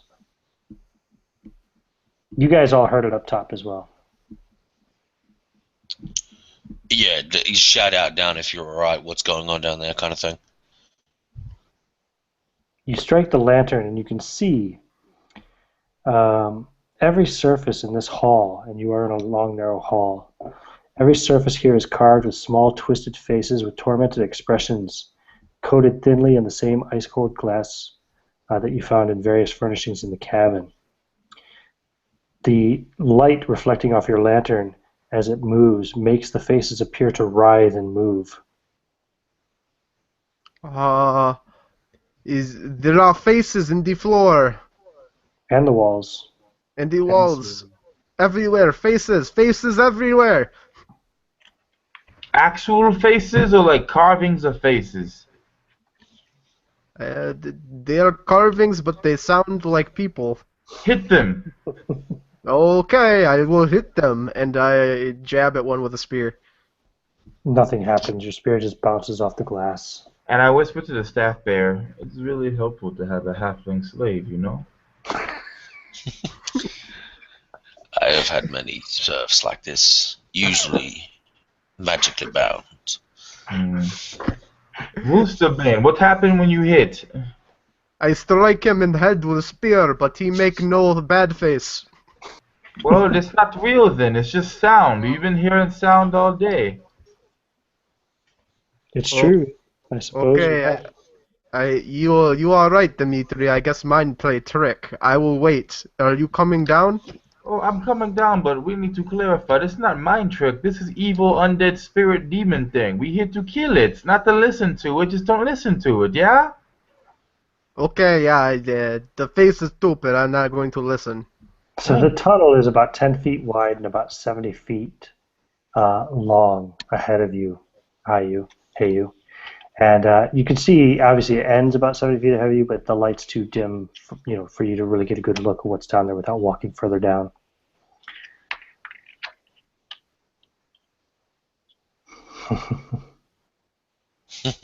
Okay, Yeah, well, I'm Oh, start sorry, making Dan. my way down, I guess, aren't we? Yeah. Give me a dexterity check there for me. Dexterity? I'm Yeah. going down as well, so I'll go ahead and make one too. You have to get under. Yeah, I passed. I passed. failed. Okay. Oh, and you failed, so you're going to fall. Yeah. Let's see. Oh, you only got 10 feet down before you fell, so you fall 40 feet down. Holy shit. Oh, wait, is Featherfall like it is in? Is it instant? Probably not. Because I have that. Let's see if I can save you. Give me a sec. I gotta find it. Do so. I'll roll damage just in case you can't.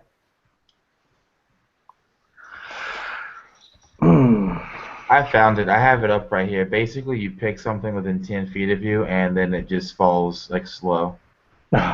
10 feet of you. It's He's not 40 instant feet. then. Oh, he could cast as I'm falling past him, couldn't he?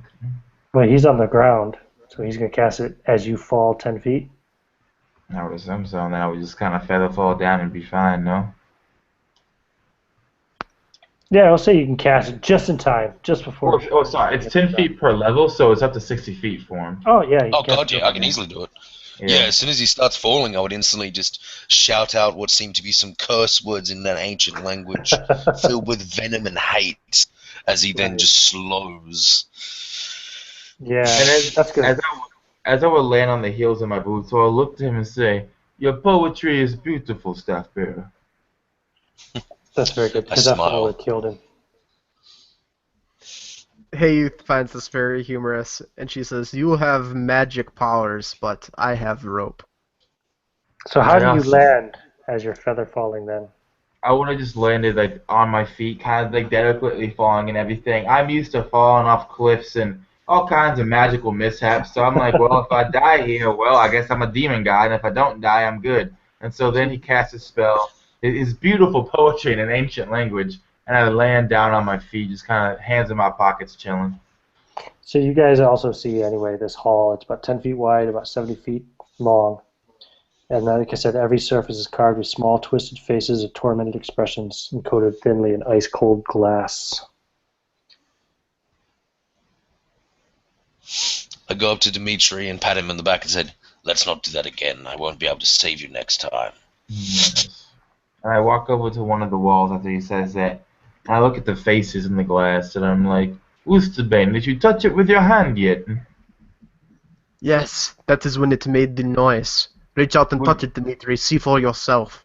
And whenever I've- you move or whenever the light moves, it seems like the faces writhe with the twisting of the light. Oh, I know. Remember what I said? Well, you don't remember, Oosterbane, but basically, this is, I think this is soul. You know, because they had the formula, they were trapping the dead. Probably actual people in here. Maybe we can harvest for power, no? Varel smiles. No, Mr. Bane, we will talk about this later. Let us go down the tunnel and see what else is in this beautiful, beautiful dungeon. So you walk down Yes. towards the end of the tunnel, Mm-hmm.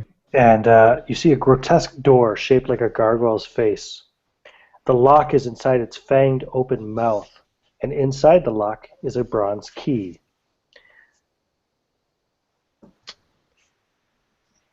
You know, I've seen creepier things. Mr. Gargoyle try to eat me? I do not think so. I am invisible. And I'll run forward and try to grab the key out of the mouth. You can just pull it out. Yep. Okay, you do. You have the key. Dimitri, look, I take the key from the mouth of the beast. Invisible? I think so. It's not the real beast. Hit it and see that it's stone, woman. I'll smack the gargoyle with the spear, like using it as a blunt weapon. It doesn't move. See? Stone. Just It open the doesn't. door. But I heard once when I was a lass in mountains that gargoyles turn to stone. Dimitri, they turn to stone. They turn to stone in the day. Do you not know the myth? I once fought gargoyle. I know when they turn to stone and when they turn to flesh, halfling.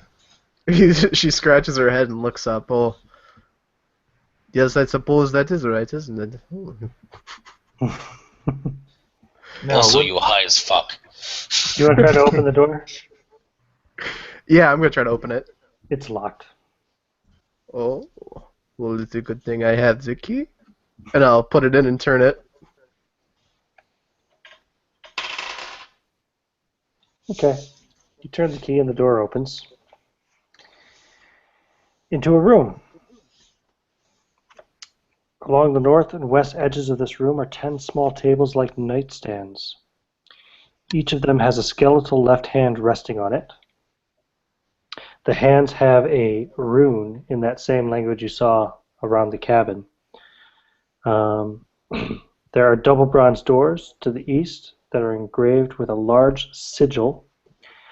And whenever you look upon it, it makes you feel very uneasy and mildly nauseous. And I will actually have an image here, the symbol. I'll see if I can bring it up for you. I'm walking in, by the way. Yeah, I'm walking as well, keeping my eyes diverted from a strange door. It was the door that was done, alright?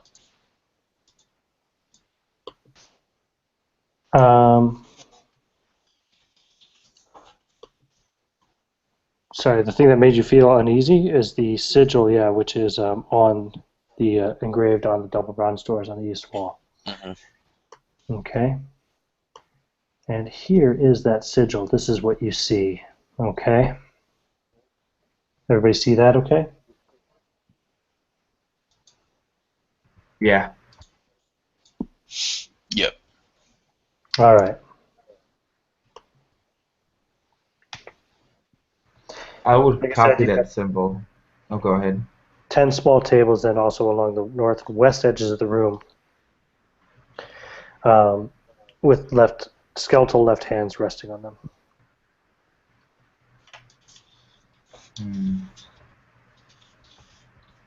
Staff bearer, could you read this? See if it is magic. Very well. I guess you want me to cast Red Magic? Yeah. Oh, I'll okay. cast Yeah. Red Magic. And then you roll a 1d4 to see how many magical things you can read. Yeah, sure. for 2. Okay. I'm sorry, you rolled a what? A 2? For what? Yeah. I just walk up to the these runes or whatever they are. What am I doing this at it? Sorry. Were you casting a spell to read them? Sorry. Yes, read magic. Right. Okay. Yeah. Then the runes on the hands have a dual meaning. It means transcribe and replace. Okay. The large sigil, it's not a word so much as a symbol, and it basically represents death. I point to the hands, I speak out what they mean. I point to the door, I speak out what it means. And then my eyes dim as they were glowing when this was happening. So much necromancy. Not very. What's the word? Boosterbane, what is the word? You're asking what? My character Mr. laughs Bane. as you're doing this. Mr. Bane scratches her brow and she looks up. You can see her like getting really tense, like she's trying to crack a safe with her mind. Don't think too hard, Boosterbane. It's not that big of a deal. Alright, well, I suppose if we touch the rune, we either die or nothing happens. I look around. Are there any more doors? Just the dual bronze doors on the east wall, engraved with the dead sign. Boosterbane, kick down those doors. Use your spear. Do not touch it with your hands, or feet, or head. I do not fear death. I will break down your door. And I'll walk over and use the butt of my spear like a pole and try to bust the doors open with it. Push it open. As you open them, it's almost like a seal pops. It releases a refrigerator-like blast of cold air, which hits you right in the face and makes you take a step back.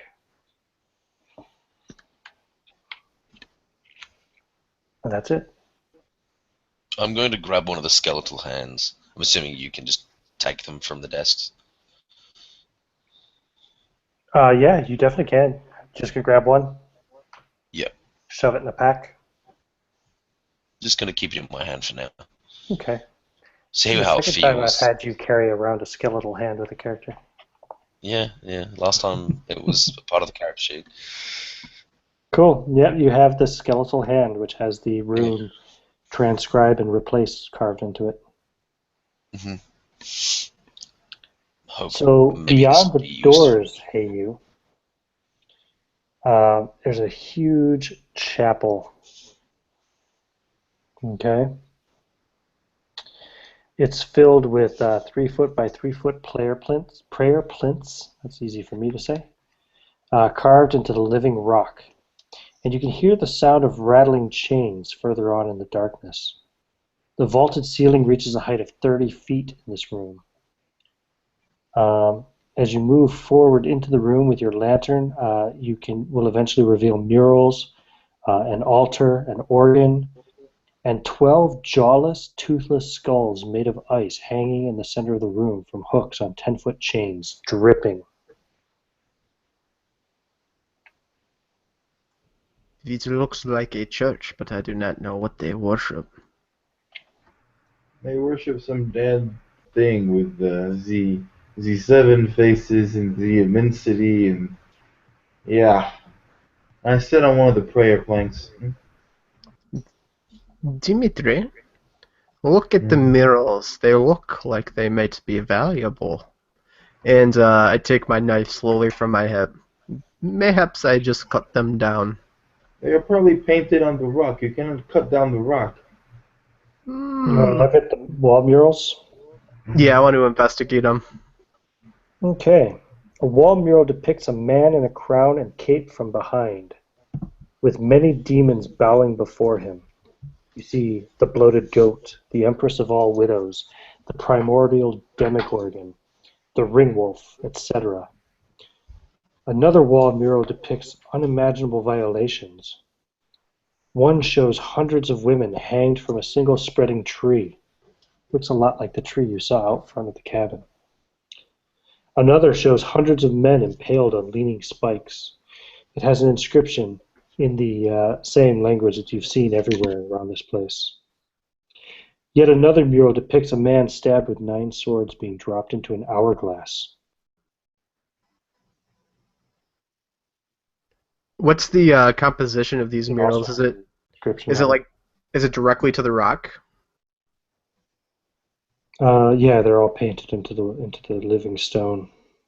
So I'll like swipe at it with my knife a couple times and generate a frown on my face.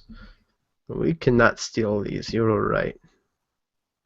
They are actually fairly ugly. What are these things? It depicts scenes as a demon sacrifice. So there's probably some demon that was summoned that cursed all the souls that they killed. The soul's probably still in here. Maybe the demon is still in here, eh, Sapphire? Definitely. Opposite of the entrance, along the east wall, there's a great altar shaped like a fanged skull. A bowl sits on the altar. In order to mount the altar or look into the bowl, you would need to walk into the skull's mouth. North of the altar, you can see an organ whose keys look to be made from finger bones, and the pipes seem to be made from thigh bones of some enormous animal. The ends of those pipes are stained like a dying animal's teeth.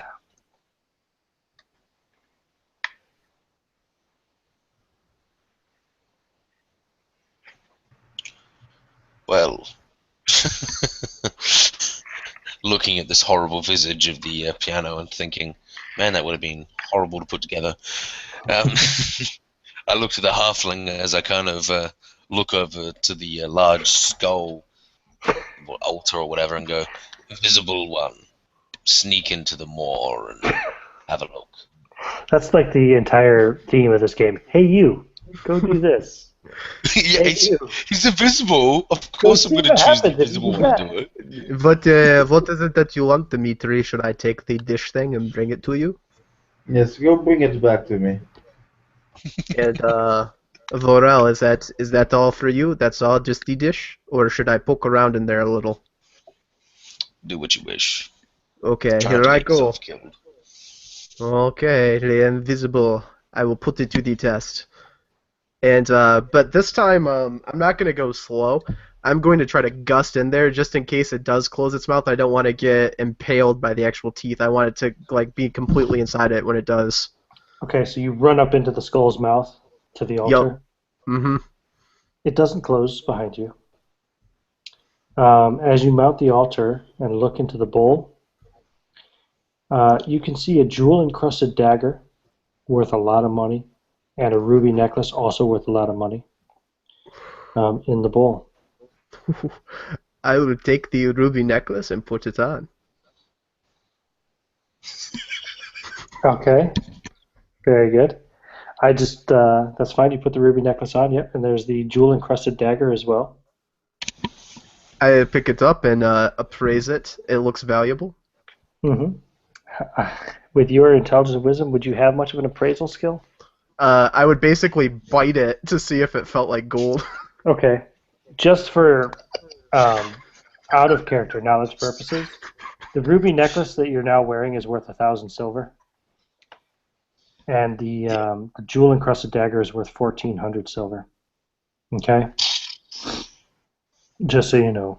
However, I also want you to know that your character has no knowledge of this, that from now on, every time you make an attack roll, you have to roll twice and use the worst roll. Because you're now cursed.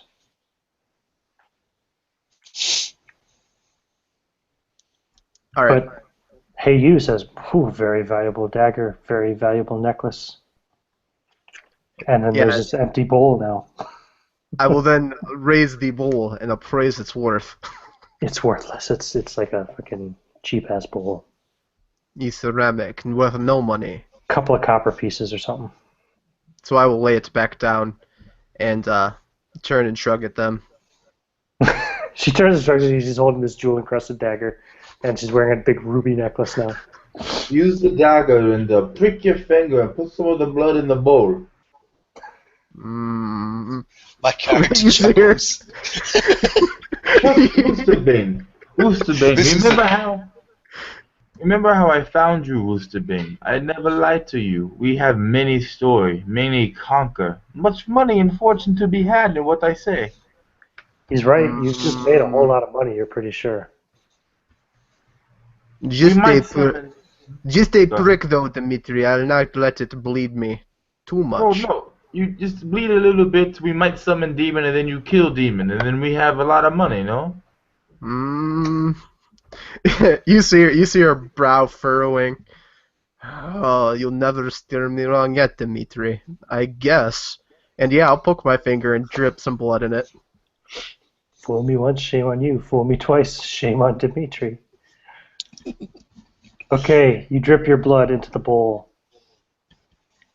The ground trembles. You get oh another fuck. light tremor. And again, you realize it's never stopped, but again, it's brought to your attention that that strange whistling music still exists on the wind. It's still there. It's almost like somebody playing a violin um, in a corner of the room. That's the kind of volume level it is. But nothing else happens. A little bit more. Not don't do too much. I need your hand to be feeling good, but just a little bit more. Okay. So I will look down. Just a few more drops. And I'll squeeze my finger. Drop, drop, drop. Nothing happens. Hmm. Are you wearing the necklace? Yes, do you like? It is nice. Keep wearing it. Hmm. I really don't think that she should. Well, maybe if she wear a necklace, demon come for her first. Who know? I whisper, Hmm. then he'll come for us after. Well, if the demon is really here, we have to. It's already after us. It knows we are here. We're not being subtle.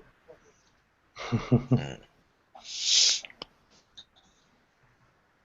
Very Is well. there any? Is there anything in the snake mouth? Anything else, like another door, mayhaps? Nope. Door-wise, let me see here. There is one door to the north, kind of directly north of the 12 skulls hanging from the center of the room. And then there is a door to the east, just south of where the altar where she's standing at the moment. Hmm. Bane, pick a door for us to go through. Keep the bowl with you. Take the And bowl, of course, okay. you still have the organ, and there's all the prayer plinths and stuff. I'll once again run and jump out of the mouth as quickly as I can.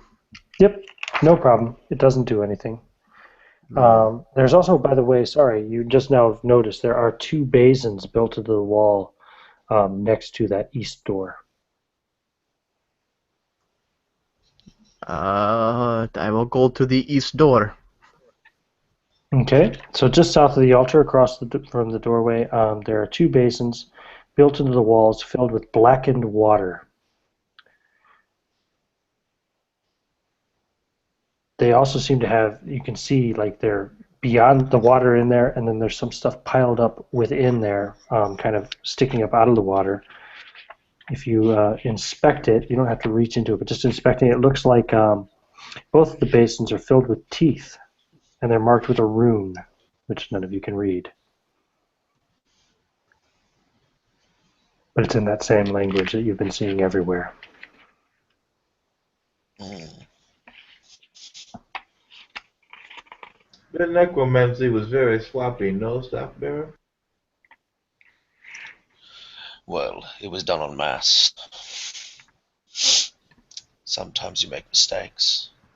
I hope the demon they summoned was strong. This, if they summoned some minor little imp, this is not worth it. No. Well, the curses that they have on this place are incredibly strong, so whatever they did with the souls and the corpses and the death, it definitely went somewhere. To what avail, I don't know. Well, through the door, Roosterbane, let us see what our friends have conjured. I'm going to Pressing go over to the on. basins and fish some teeth out. Okay. Yep, you pull out some blackened teeth, but nothing happens. I'm just Actually, going to which check them out. basin are you going through? The one on the left or the right? Do they look the same? Pretty much, they look the same. Yep. So I'll just go for the choose. closest one. So let's say the left one.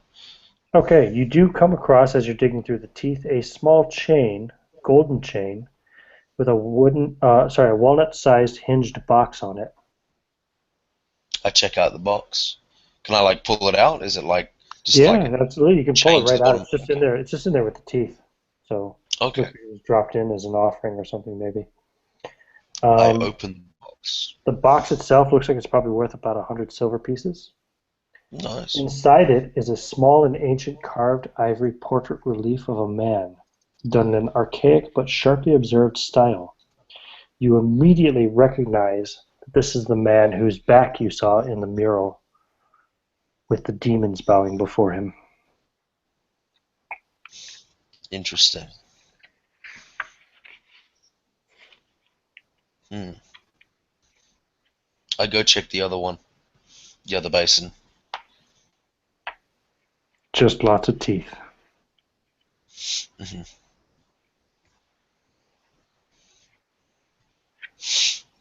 I don't take any, and I take the box with the thing in it. Mm-hmm. Like I said, the box itself is worth about 100 silver. I'm just going to give you guys value, just in case any of you do get out of here alive. I doubt it. Treasure is the #1 source for experience in Lamentations. So, Yeah. Well, if Rooster Bane would please lead the way through the door. Of oh, course. it doesn't budge. Oh, it tried to block Wusterbane? Yeah, it Nothing doesn't. can block this shield wall, and I will try to kick through it. You can kick it all day long until you're blue in the face, and it doesn't budge. Is there a keyhole or anything? No, no keyholes. Rooster Bane, can you draw? Can I what? Draw. Pictures of like little animals, and yes, I can draw. Can you Varel, make a draw? wisdom check, please. Who? Varel, I mean, yeah, sure. D20. Yeah. Give me a sec. I failed. Okay. Can you draw Roosterbane? Yeah, I could try to draw. I've made pictures before. Basically, what's going to happen is Dimitri is asking Hey You to draw the runes on the wall, like the runes of death and the rune of death that we saw. I mean, I'll try it. I've got chalk too. You don't even have to give me chalk. Excellent. Hey, you, roll an intelligence check, please. This is rich. 14. No. Yeah, she's like, it doesn't look anything like the rune at all. It's just there. See, perfect. I walk up, I wipe my mouth, and I say, "Gives me the choke." It's the material, not good for drawing. And I'll give you the chalk. And then I take the chalk and I promptly draw the rune on there. Okay. Roll an intelligence check, please.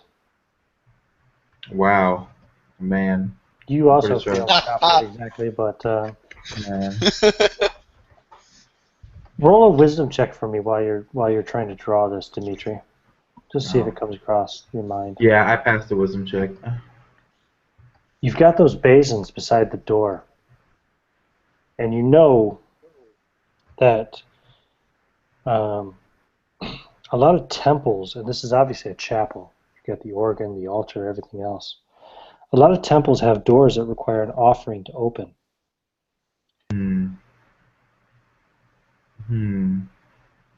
Roosterbane. I kind of step back and I say, "Are there any teeth of yours you do not like?"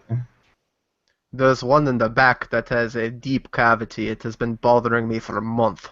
If you pull it out, I will grow you a new one when we get back to town. That is within your power? Roosterbane, you know that my book contained many powers, many secrets. Just take out tooth and throw it into basin. I might as well. I don't need a useless tooth. All it does is give pain. And I'll take out my dagger and try to pop out my back molar. Oh man. Okay.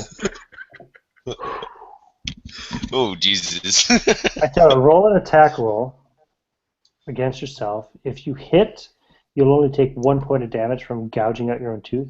If you fail, I'm going to make you take full damage from an attack roll.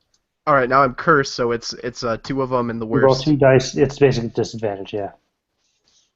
Crit failure. What kind of weapon are you using? A dagger?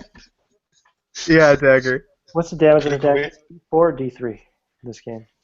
I believe it's a D4. It might be a D3 though. Let me look real quick. Oh wait, that can't be right.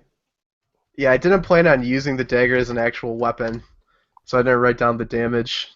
I know it's in here somewhere. Weapon small is that can't be, or weapon minor D4. Roll 2d4, please. Okay. 5 damage.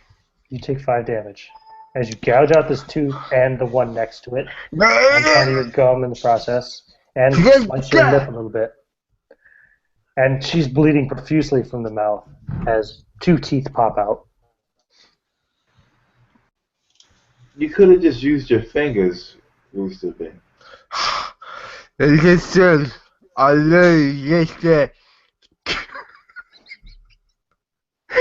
can barely. Like this, can I say a little thing? And I look over at the basin, like, do you want me to throw them in? Throw one in each basin. Yeah, I'll go ahead and do that. Okay, as you do so, the door opens. No, Rooster Bean, I didn't say I could grow back 2 or 3 teeth. I said the 1 tooth. Oh, he's reneging on the deal. Rooster Bane shakes their head. That's a turtle fish. Rooster Bean. We'll talk about it in the morning, alright? So about 15 feet ahead of you is like a T-junction. There's a door straight in front of you, there's a door to the left, and there's an opening to the right. The doors are like vault doors. The one straight in front of you and the one to your left, which would be to the east and to the north. Yeah, they are bronze vault doors. They have these bank vault-like wheels on each side of them. You know, one on each side, a big bank vault-like thing. Excuse me with the hiccups. And then there's an opening to the right, which leads into a small room.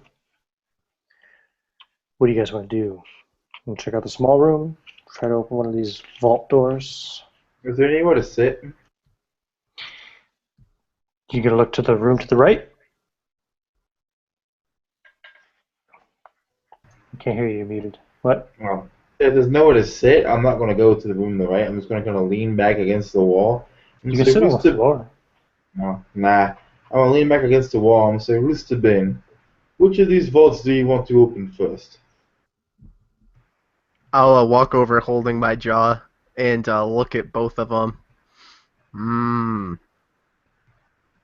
Did you take the left vault first? Because if they bring in heavy treasure, they not want to move it as far as that one. Your logic is impeccable as always, Rooster Bean. My eyes cross as I look at the door. Should I try to crack safe? Do your best. You hear me crack my knuckles. And I'll walk over there and throw my hand up on it and put my ear to it and start trying to turn it to hear if I can like listen to the gears clicking or some shit. Okay. Yeah, you can get it. It's not like there's no real puzzle to it. It's just a matter of turning the wheel and eventually opening the vault door. Oh, okay, sweet, yeah. It's just like a spinning bank vault type door, but there's no combination on it. I'm gonna pop that sucker open then. Okay. As you do so, that otherworldly music that you guys have been hearing since you arrived at the cemetery begins to get louder, as if the violinist is standing almost in the same room as you, very close to you. Before it sounded like he was standing off in the corner of a big, vast room. Now it sounds like the violinist is standing next to you, and you can just hear that weird whistling sounds, that strange music. And you are now looking at a very long hallway, extends way beyond your light. And about, if you start to walk down approximately 80 feet down, eventually there will be a door, another big bank vault-like door on your right. You can see from that point that up on the left there's another door, not a vault door, but just a normal kind of door. And beyond that you can't see because the light doesn't extend far enough down the hall to see what's beyond. So vault door on the right, about 30 feet beyond that, there's a normal door on the left. There's no treasure in here, just more hall and more door. Open up the other door over here. Yes. So I'll turn and I'll try to open that one the same way. Okay, you can, no problem. Again, you just crank. Door opens. And every time you open, there's like a burst of air because these things have been sealed for centuries. And in that door, beyond that door, goes about 10, 15 feet, and there's an opening on each side. Another 10, 15 feet beyond that, there's an opening on each side. You are looking at a huge crypt. Rows upon rows of mummified priests in crypts stacked 30 feet high, honeycombed with 5-foot access tunnels and steps mortared into the loose brickwork and smooth plaster mortared with strange ice. You hear terrible echoes around this room from every noise you make. There's dust everywhere. A lot of the ice is already melting. Do you want to... It looks like a crypt down this one. Oh, crypt. It's definitely a crypt. Staffbearer, do you want to go down the long, dark, dank hall, or do you want to go into the crypt and play with the bodies? Whatever, I do not mind. Okay. Into the crypt we go, Roosterbane, and he stands up off the wall and he starts walking into the crypt with Roosterbane to lead the way. The materials that are used to build this crypt look like they'd be pretty easy to chip away if you want to start, treasure hunting amongst the bodies here. Roosterbane, bust open one of these tombs, see what happens. Yes, I have no respect for the dead, only their riches. And I'll start trying to pry in. Okay. So as you're searching, you find... You say you spend about 10 minutes kind of searching through. You find 12 silver pieces worth of gold trinkets and ancient coins.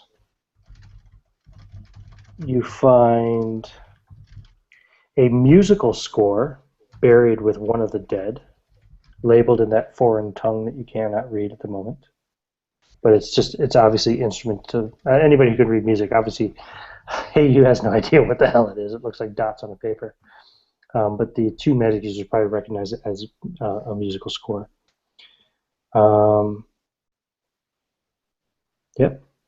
And that's what you find in the first 10 minutes of searching. Keep searching, we might have missed something. Agreed. Their pockets must be deeper than this. Search again. And you find another 9 silver pieces worth of trinkets.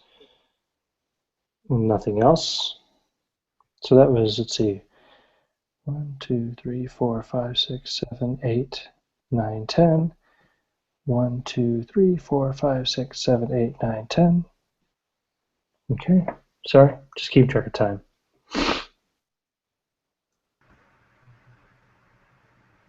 Well, no book? I kind of put my hands up. The dead are very stingy here. Should I search another? One more time, and then we go down the long, deep, dark hole. You find in the northeast corner of the crypts, as you're searching, there's a spiral staircase. Where does The it lead? spiral staircase seems to lead about 50 feet further down to a set of crypts identical to the same one that you're in, except it doesn't have the exit that this one has. So there's this entire massive crypt you've already found, and then there's an identical crypt right below it. Let us go profane the dead some more, no? Indeed. Okay, again. So you find another 10 silver pieces worth of trinkets. So what's that, 10? How many did you find the first two? 9, 19, and then 16 was the first one, wasn't there? Something like that, or 13? It was 12, 9, and 10. 12, 9, and 10. So you found 32, 31, sorry, silver pieces worth of trinkets in the last 30 minutes.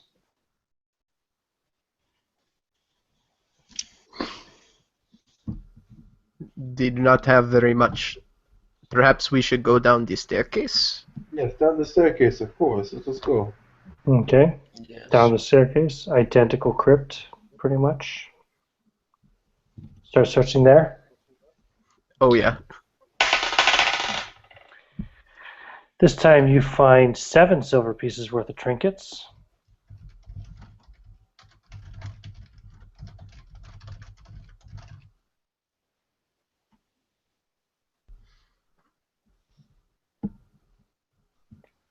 Dimitri, they are stingier still. And there are no more staircases? No more No more nothing? staircases, but these crypts are massive. I mean, you can search for hours if you want. We can search through these later. I mean, we can always get treasure, but I don't want to be getting treasure, yeah? And then demon come down from staircase and we have to fight demon encumbered by treasure. I guess we don't want to be overburdened. So let's just go back up, let's just go down the deep dark hall, see what we can find. Okay. Yes, Guess I we'll agree. start moving down that deep dark hall. Like I said, about another 80 feet down or so, you come across another vault door on the right. I beckon for Roosterbane to open it. Yep, I do.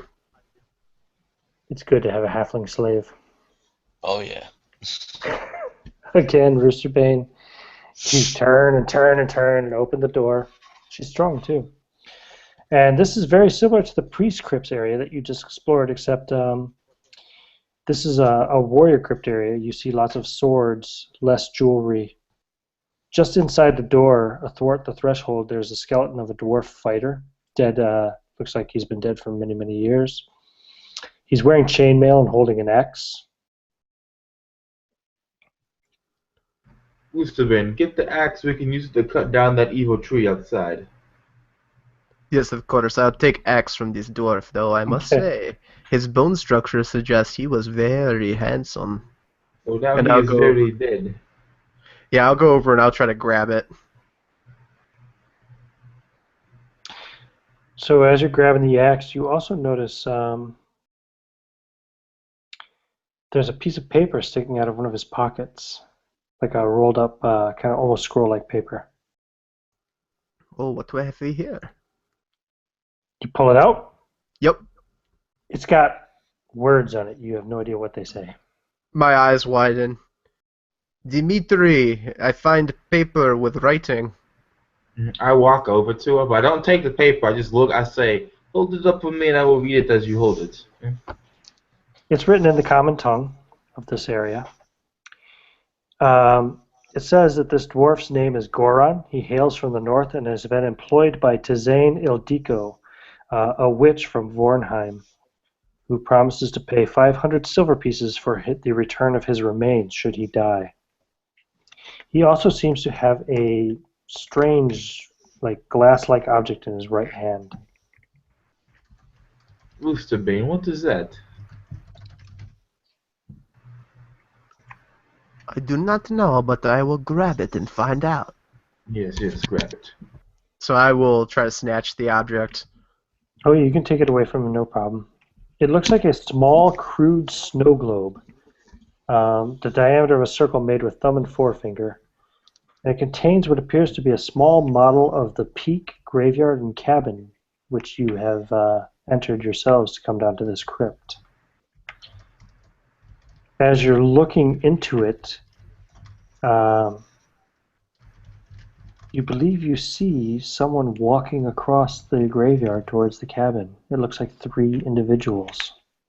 But they're so tiny, it's hard to make out any detail. Staff bearer, this is reflecting what we did. Come look at this. I look at it.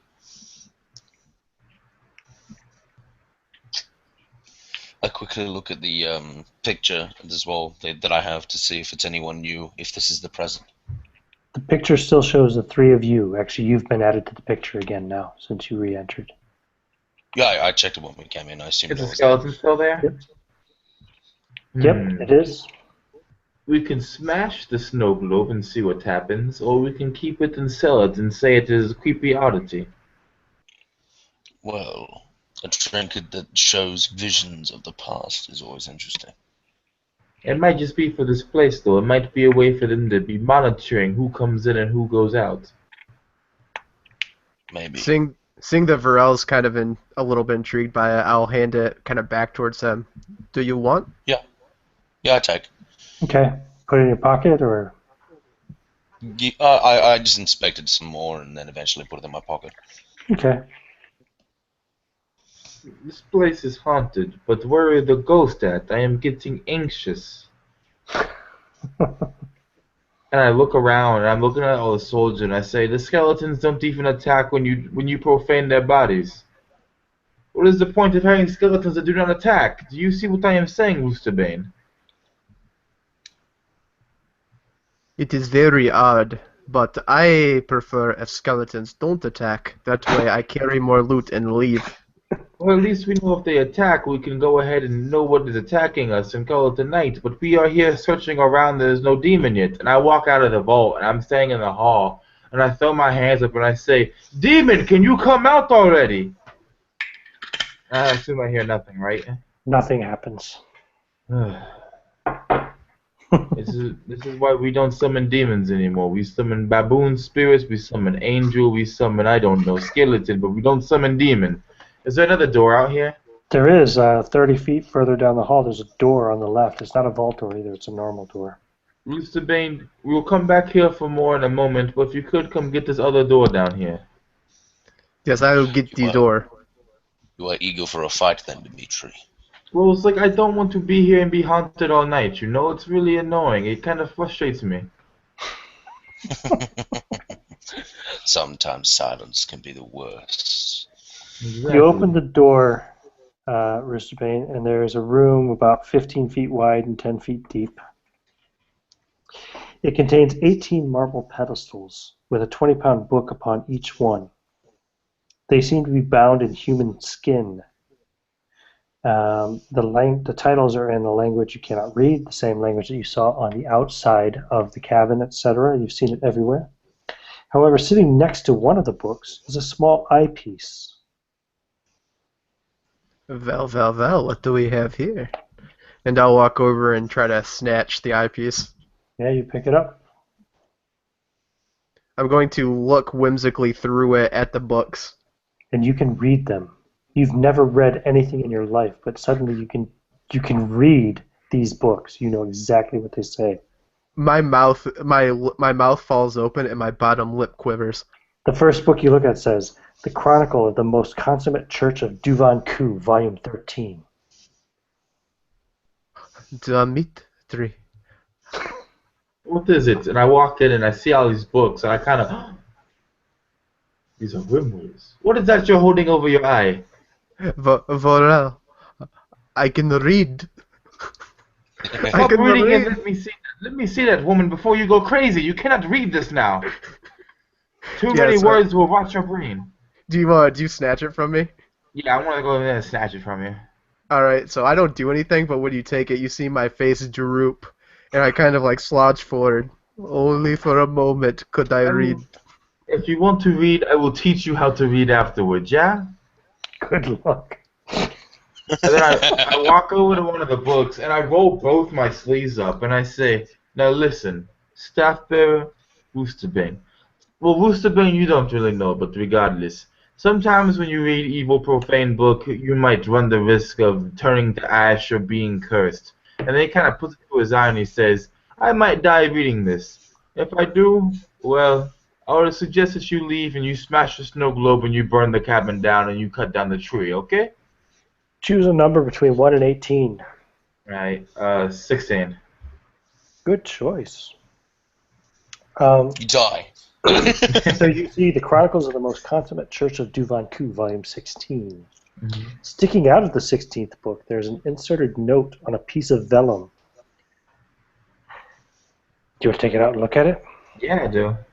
It's by a Duvanku historian concerning the necessity of investigating the possible betrayal of Praetor Pontifex Cyrus Carnithrax Maximus by the Red Architect Nazir an Anzat, both of whom are said to now be entombed here in the tombs of the Greater Repugnances, isolated individual crypts dedicated to powerful members of the Church. Beyond Right, okay. that, the book itself is dense with allegory and legend. Most of it seems useless without taking time to actually really literally pore over it. And, it would take months and months of scholarly investigation to try to make sense out of it. So what I do is I literally go to each book, I thumb through it really quickly, and I shake it a bit, and I put it into my pack. Each of the books, Every single book. 1 through 18. Yep. Okay. So 18 books, 20 pounds each. You have 360 pounds worth of books in your pack. Whoa, I then take them out. Back. Huh? I realize that these are massive books, and I drop my pack, and I say, oof, I'm not the young man I used to be.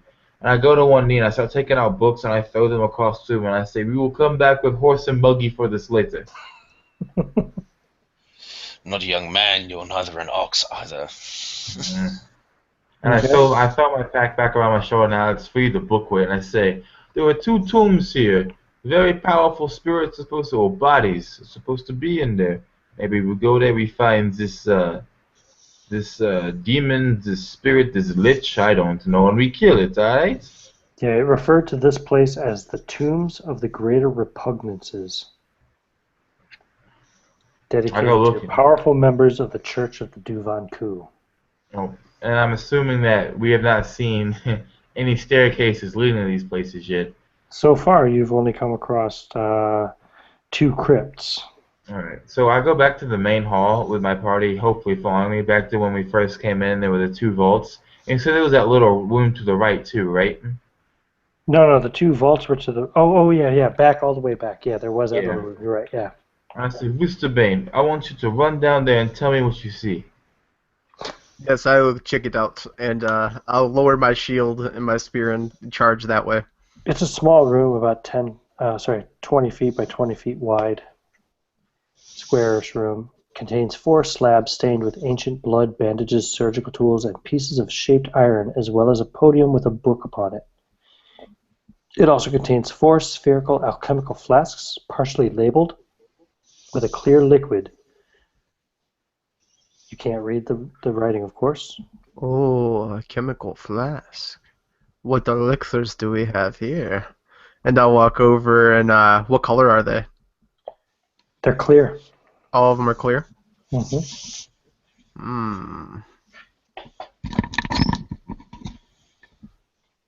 And, those guys aren't with me, right? It's just me at the moment?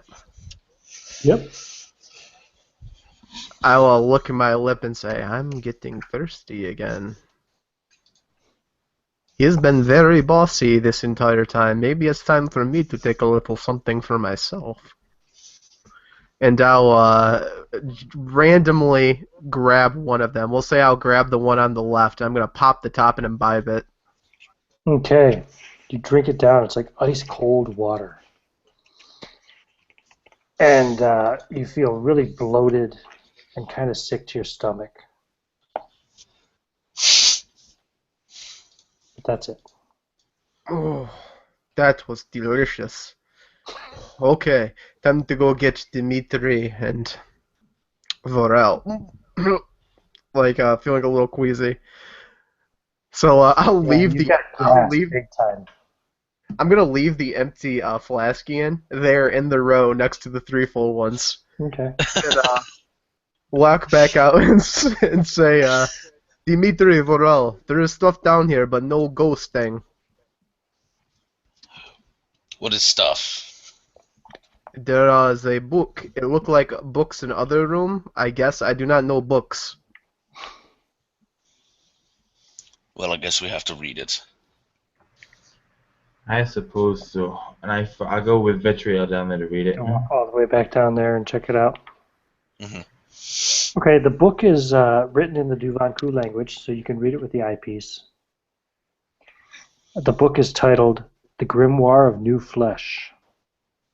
It details the creation of unthings, a type of flesh golem. Whoa. This. The flasks, there's 4 of them, one of which is empty. The other 3 are partially filled with a clear liquid, and they're all labeled, also in the Duvanku language, with the label Liquid Time. Oh. I wonder what happens when you drink this. In this grimoire. This is powerful stuff, Staffbearer. Yes. Interesting. I'm looking at the one that's been drank, and I'll try to discern if it's been empty for a long time, or just by looking at it, and Hey, just try to you see feel when it was drunk. you feel the very difficult to resist urge to belch. Who me? No, hey, you. Yeah, I belch and then go to cover my hand over my mouth after I do it, and my eyes are just wide. I look put the over book- and Sorry. instantly drink this. I also put the book down and I say, Roosterbane, did you drink something? No, I did not drink anything. Roosterbane, do you think you could lie to me? I bought you, woman. I know when you lie and when you tell truth. I was just thirsty. To take a I have drink and it water. looked like water. I have what? What do you mean? Look, I have water skin, Roosterbane. But it's all. Vodka if you need it. But water skin all the way down the hall. Drink was here. Roosterbane. Dear Roosterbane. Roosterbane, if you die here, I will learn how to summon your soul back, and I will profane your corpse. Alright? Do not die. Does Do the not book drink speak things. of what this liquid time is? Do I not grab worry. You grab the book? I just want to see if the liquid time is inside of it by flicking as fast as I can, trying to speed read. You can't read the language, though, can you? Oh, with the thing, I try to grab the. Yeah, give him the liquid eyepiece. glass. Okay. Nope, you're looking through it. It says it's talking about creating unthings, requires a strong electrical charge, about 50 silver pieces worth of materials, 10d4 fresh humanoid or large animal corpses, 2 weeks of work. Well. It's a Frankenstein's monster kind of recipe. Oh yeah. Nothing about liquid time. Nope, nothing at all in the book about liquid time. Very well. Let's just go. I'm going to back collect one of the vial things, just in case. I think But the other 2 in the grimoire. Okay. Was there anything else in drawers or anything like that in this room, or? Nope, nothing else. All right. There is, of course, a vault door then down at the far end of this hall from, beyond the rooms you've already explored, the 2 crypts on the right and the, what was that on the left? The hall with the Roosterbane. pedestals and the books. This time, Roosterbane, when you open this vault and you go in, you do not drink anything, okay? Yes, Roosterbane agree. Roosterbane will not drink anything. Or eat anything. Sniff anything. Just go in there and look and tell me what you see. Okay? Okay. Roosterbane is just like walking away. You can hear it grumbling. You go all the way back down the fucking nearly 200 feet down to the end of the hall. Another vault door. Begrudgingly open it. And when you do open it, then 20 feet ahead of you, there's right on your left, there's an opening, like an open hall. 20 feet ahead of you, there's another vault door on the right, but straight in front of you, you see the otherworldly sound has gotten much louder now all of a sudden, that musical whistle sound you hear. Now it's as loud as a string quartet.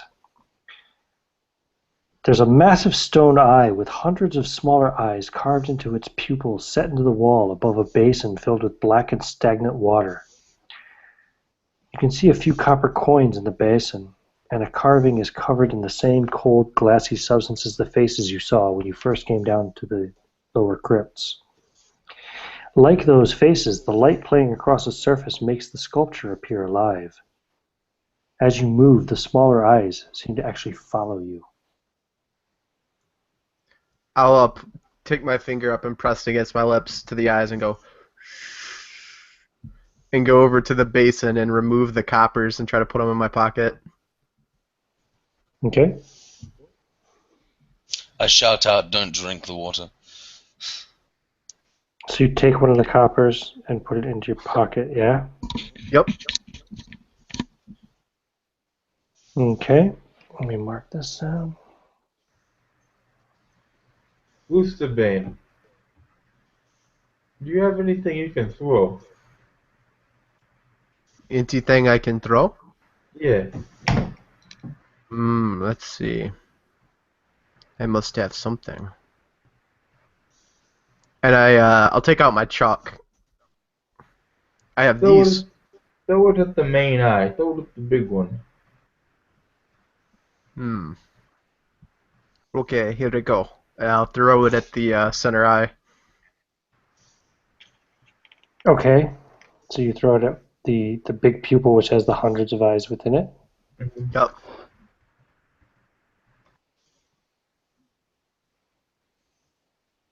This music is so loud. One of the tinier eyes breaks when you do so, but there's still hundreds more. Do the eyes like blink or anything when it breaks? No. Well, yeah, they blink as it hits, like, it looks like, but then they're all there just staring at you. As you step forward to this, to your left, you can only see so far down the hall. There's another opening on the left, another opening just beyond it on the right, and beyond that, there is a strange darkness, and it almost seems like the music, this otherworldly music you hear is coming from that location. Whoa. What is this? What is it? Boosterbane? Staffbearer? It seems we have either found our undead profane soul, or we have found a demon, or we have found another enchantment. Hopefully we find answers either way. Well then, into the shadow we go. Boosterbane, if you would. You're going to walk straight ahead to that and ignore the openings on the left and right? Yep. For now, yeah. Okay. As you walk up to it, you walk down this hall. The room is completely occluded by a viscid substance, here congealing like phlegm, there clear as a jellyfish.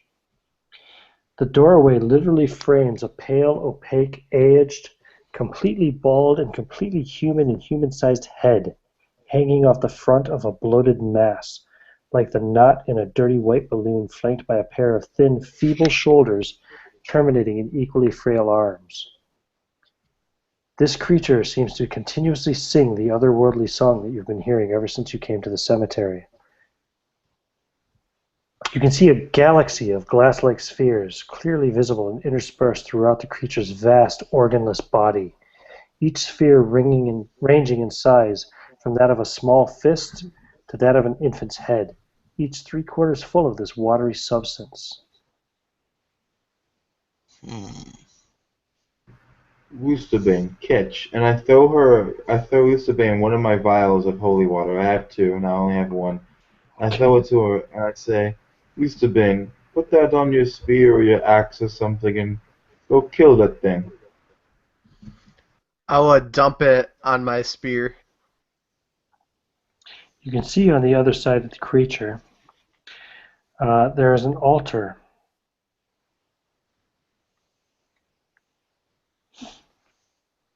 See if I can, I'm sorry, see if there's anything about what's on the altar. There's an altar beyond the creature anyway. I thought there was something here about what's on the altar. Probably is just very far in. The altar itself seems to have some kind of an inscription along the base of it in gold, which you can see as the creature moves intermittently. There's a gold inscription on the altar in the Duvan Ku tongue, but you can never see the whole thing at one time as the creature moves. There's also a wooden inscription on one side of the altar. There is a book resting upon the altar, and there are, how many of these things? There are goblets sitting upon the altar as well. Where's the Goblets, you say? Goblets, I say. And they do they look like the goblet that I observed in the portrait? Right. It's got 30-foot high ceilings. It's like you're looking through the creatures through clear marbles in a fishbowl. Yeah, you can see the high altar that presses against the parasite-like creature's body. There are two golden goblets, a large and ornate book. Yep. I'm overcome with like a great sense to try to get to that goblet, but first I need to see if the creature will attack. So I'm going to go towards it, crouch down with my spear out. Roll initiative, everybody. 6. 5. Okay. What'd you get, Tom? 5. Okay, the 6 is going to go first, so that's Dimitri. So I'm basically looking at this really fat parasite-looking head thing, right? Mm-hmm. All right. So I take out my chalk and I take out my grimoire on the other hand. I with my teeth I remove the binding from it and I let the pages all spill out onto the ground around me. And as they do, they begin to form a circle around me all by themselves. And the shadows are getting darker and darker again. And then I say the words Ezekiel, Angel of Mystery. And as the pages fall onto the floor, they kind of separate from the ring, and they actually form this kind of winged shadow behind me, made of the grimoire pages. And I continue, go ahead and give me a paper, give me a barrier, Shahakil, angel of the sky, separate the divine from the mortal. And what I'm doing is I'm casting Force of Forbiddment, basically, to make sure this creature does not come any closer to me. So basically, there's going to be a certain point, and I mark it with my chalk right there at my feet, and it has to pass a basically a magical save throw at -2 to be able to get through it. And if it fails it once, it cannot get through as long as I concentrate on this spell. Good to know. Okay. And that ends my turn. So, Tom, you're next. Alright, so is this thing like moved at us, or? It's starting to move towards Heiyu, who is moving towards it. Alright. Then I'm just going to, with my staff, pull off a sock that's been on it most of the time, and you can see a dimly glowing crystal. And then I slam it onto the ground as I speak in other quick, violent words, and like, and then 6 bolts fly out of my staff, like from my side, and then kind of converge on this thing, slamming into it. And I'm casting magic missile. That always hits, right? Yeah, it always hits. I'm just gonna roll 64. Give me some damage. Yep. Give me a sec. Sorry. 19. Wow. Well, that's a good roll. That was really good. Very good. Yeah, And 2 2s, 1 3, rest 4s. It seethes in pain, and the whistling intensifies, and it becomes dissonant and, like anti-harmonic, actually. And you're next there, hey you. All right, I'm attacking with my spear, so I'll roll with disadvantage again. Okay. I don't know in that case. It'll be 11. 11 is not going to hit it. You hit it, but you're hitting with your spear, Mm-hmm. and your spear does seemingly no damage. Just kind of like gets stuck in it, and you have to wrest it free. It almost pulls your spear away from you. And then the creature attacks you. Hits you with a chilling touch as it reaches out and touches you. And you take d6 damage from the chilling touch, which is 5 points of chilling damage. Okay.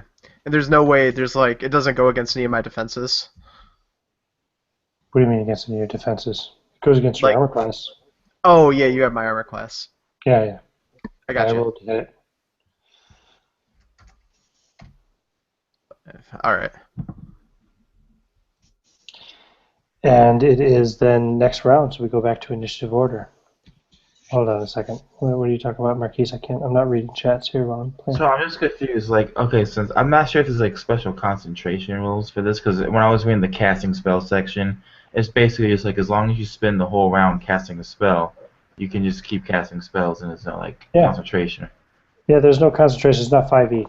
So. All right. Just If making you sure. cast a spell that has a lasting effect, it just lasts. All right. I got another 6, by the way. Okay. I got a 6 in total, yeah. What did you get, Tom? 6. 6. Okay, I got a 6 as well. What did you get there, you? Trace. So the creature and Velor and Vorel, I apologize, and Dimitri are all going to go simultaneously. So Heyu instantly takes 2 more points of damage just from being in contact with the creature. The creature will attack Heyu again. I need you all to. What are you guys doing? I'll let Staffbearer go first. I actually missed Yeah, Heyu. I'm just going to release another flurry of bolts, almost exactly the same way, mimicking everything that I did, every word, every inflection, the same as those bolts fly out. Hopefully doing the same amount of damage. Do you know what? I actually did. 19 again. 19, that's a total of 38 damage. Yeah. Wow, that's crazy. Okay, and as you do so, the creature loses cohesion and immediately begins to liquefy. Some of its upper body will wash out into the hall. Okay, so I need you all to make saves versus paralysis. Wait, is this his body? Because if so, it can't move past the forbidden without the thing. No, it's dead. This is okay. It's like gas and shit. Okay, I got you. It's turned into liquid and is now washing down the hall. Alright, so I'm trying to roll under my paralysis or above? Above. You want to roll equal to or higher? I failed. Every single globe suspended in the creature's body will shatter against something with the possible. Do I get a bonus to this? For paralysis? Nah, it doesn't look like it. I got a 3 anyway. All right. Yeah, I fail. Okay, you're both paralyzed. I succeed. You're not paralyzed. The 2 of you that are paralyzed take a hit point of damage each. Sure. Taken. Majority of the liquid, however, collapses down into the pit below it. Every single globe, like I said, suspended in the creature's body shatters against the ground or walls as it melts and disperses, releasing the tortured souls inside. A streaks of discolored liquids are seen sliding along the walls and ceiling, seeping into the stone like rain against a car window in high wind. There's another slight tremor in the ground. Everything shakes. The pit below the creature is now exposed, where the trunk of the creature's body was once contained. And it's so deep you cannot see a bottom. An eerily warm 10-second wall of air heaves up from the pit, followed by 10 seconds of air being drawn back in like a vacuum, an endless alteration. Next round, I need you guys to roll your saves again. The two of you that Yep. are paralyzed. Nat 20. Okay, you succeed. You're no longer paralyzed. 16. I got over mine. And you're no longer paralyzed. You can still walk around the pit to get to the altar, but just so you know that the pit's there, and Oh. you've got this endless intake and outpouring of warm air. I'm gone. Like I'm heading towards the altar. I'm gonna try to move around the pit as it's upheaving though, just to be safe. Yeah, carefully move towards the altar. I held out my the empty bag in front of my grimoire, and I say once again, return to me.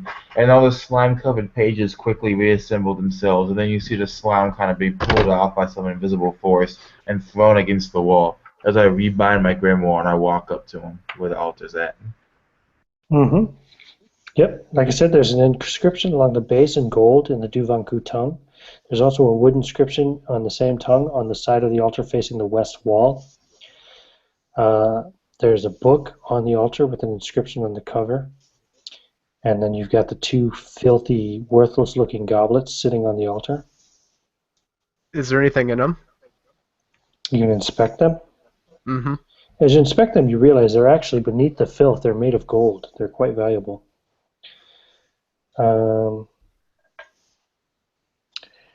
Just looking here to see if there's anything else about the goblets. I'm also going to inspect the books. I thought there was something about there being something in the goblets. Hold on. Well, that is one demon killed, but it seems that there may be more. They did not waste time in summoning demons here. Indeed.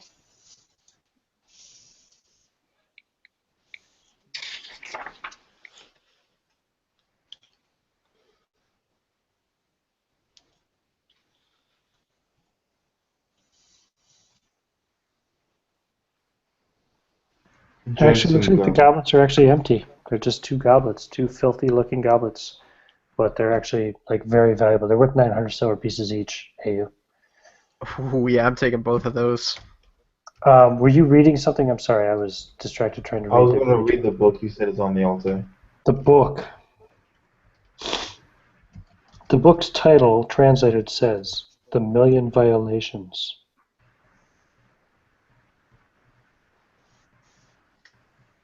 What's in it? Is that It some seems to story? be a list of the crimes that the Duvanku have committed against humanity and the gods. It would take you a couple of months to read it completely. Oh. How heavy is the book when I pick it up?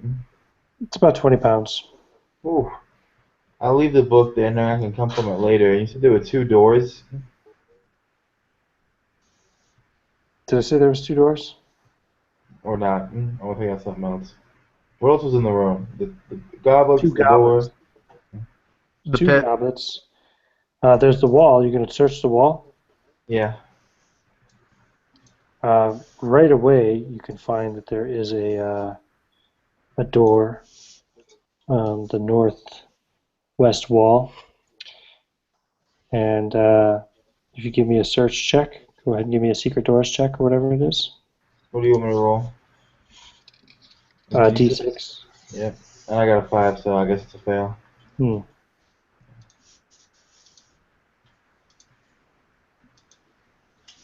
Do you want to read either the inscriptions? There's a gold inscription Yeah. on the Basically, altar. if there's anything to read, I want to read it. Okay, which one do you want to read first? The wooden inscription facing the west wall, or the gold inscription? I'll do the gold one first, putting the thing over my eye and kind of stroking my beard as I start to read it. You can read the chat, right? Yes, sir. I'm going to type it to you right now. All right.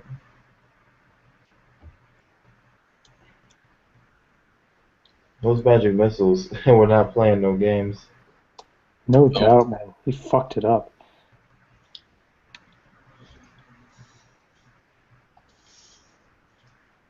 That's what you see. That's what the inscription reads. And then I look to the wall. Are we looking at the other side to see what that inscription says? Yeah. I have that here somewhere too. Hold on a second.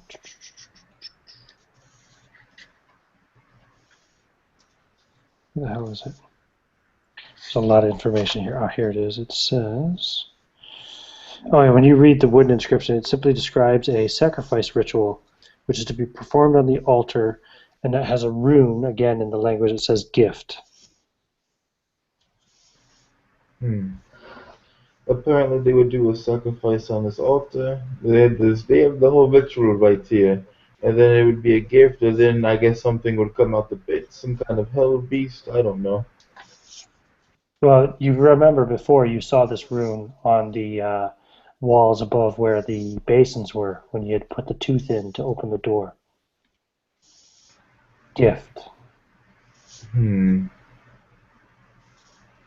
Roosterbane, if you could put some blood in the goblets and then pour it down this hole. But I've already given so much blood. Roosterbane, listen. I love you with all my heart. Fine. Stop exploiting the little one. I take out my dagger and just pierce my skin to put the blood in. I don't mind. Do I take damage or? You take a point of damage. Yeah, sure, that's fine. Since you're not jamming a dagger into your mouth, I won't make you roll to see if you take more damage. I'll just give you 1 point.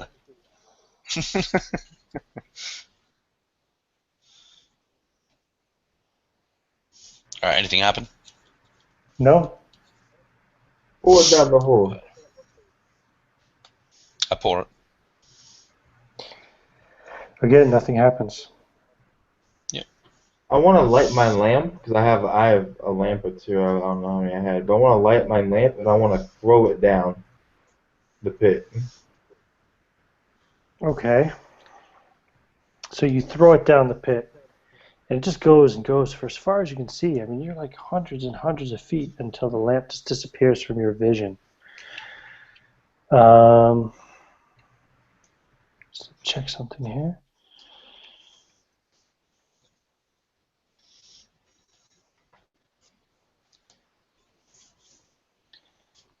How much damage would a thrown lantern do? I don't know. Probably like 1D. Probably like a minor weapon, if anything. Well, it's fire too, so I don't know. It's up to you, really. Nothing seems to happen. Alright. Well, in that case, knowing that Roosterbane is slowly becoming self-aware from the power of this dungeon, I go to the door that I found and I open it myself. Ah. Okay. Let me just find it here. So the creature's dead. Oh, so that means reached.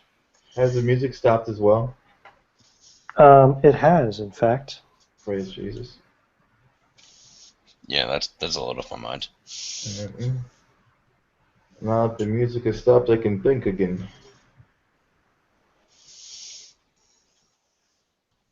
So let me just check here.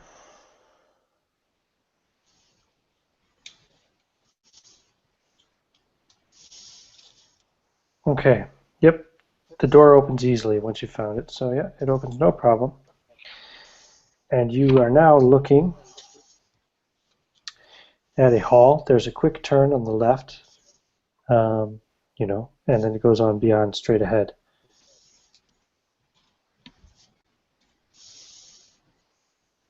So you can either go straight on down the hall, down a longer hall, or you can turn left to see.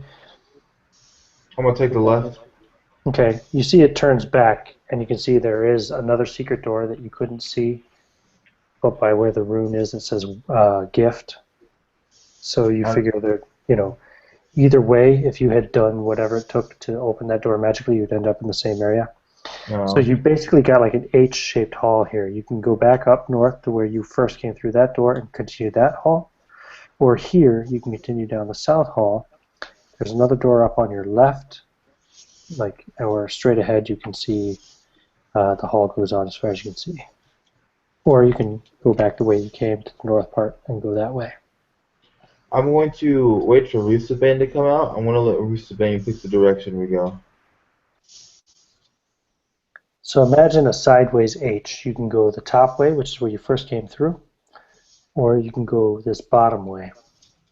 Bottom left. Okay. You walk down, and there's a door on the left, or you can go straight ahead, and it looks like there's another door ahead, and a turn to the left as well ahead. I will open the door on the left.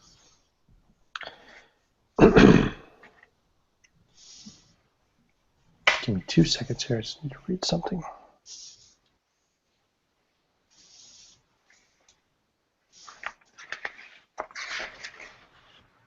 Looking for demons. Looking for demons. Everybody likes looking for demons. Find us a skeleton. Find us a skeleton. I hope Andrew Knapp finishes the song. Before I continue, I just want to understand something about time frames.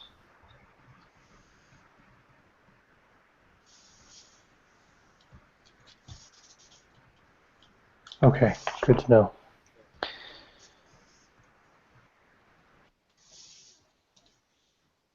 Okay, there are a pair of sarcophagi inside this room.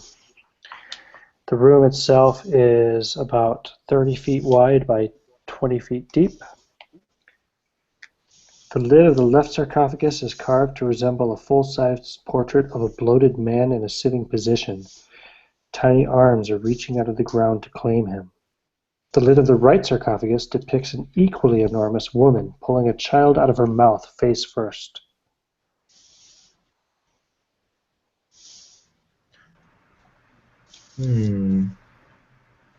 Melissa Bane, what do you think? I think they bury people like this with lots of valuables. Perhaps we should pry the lid off and see what's inside.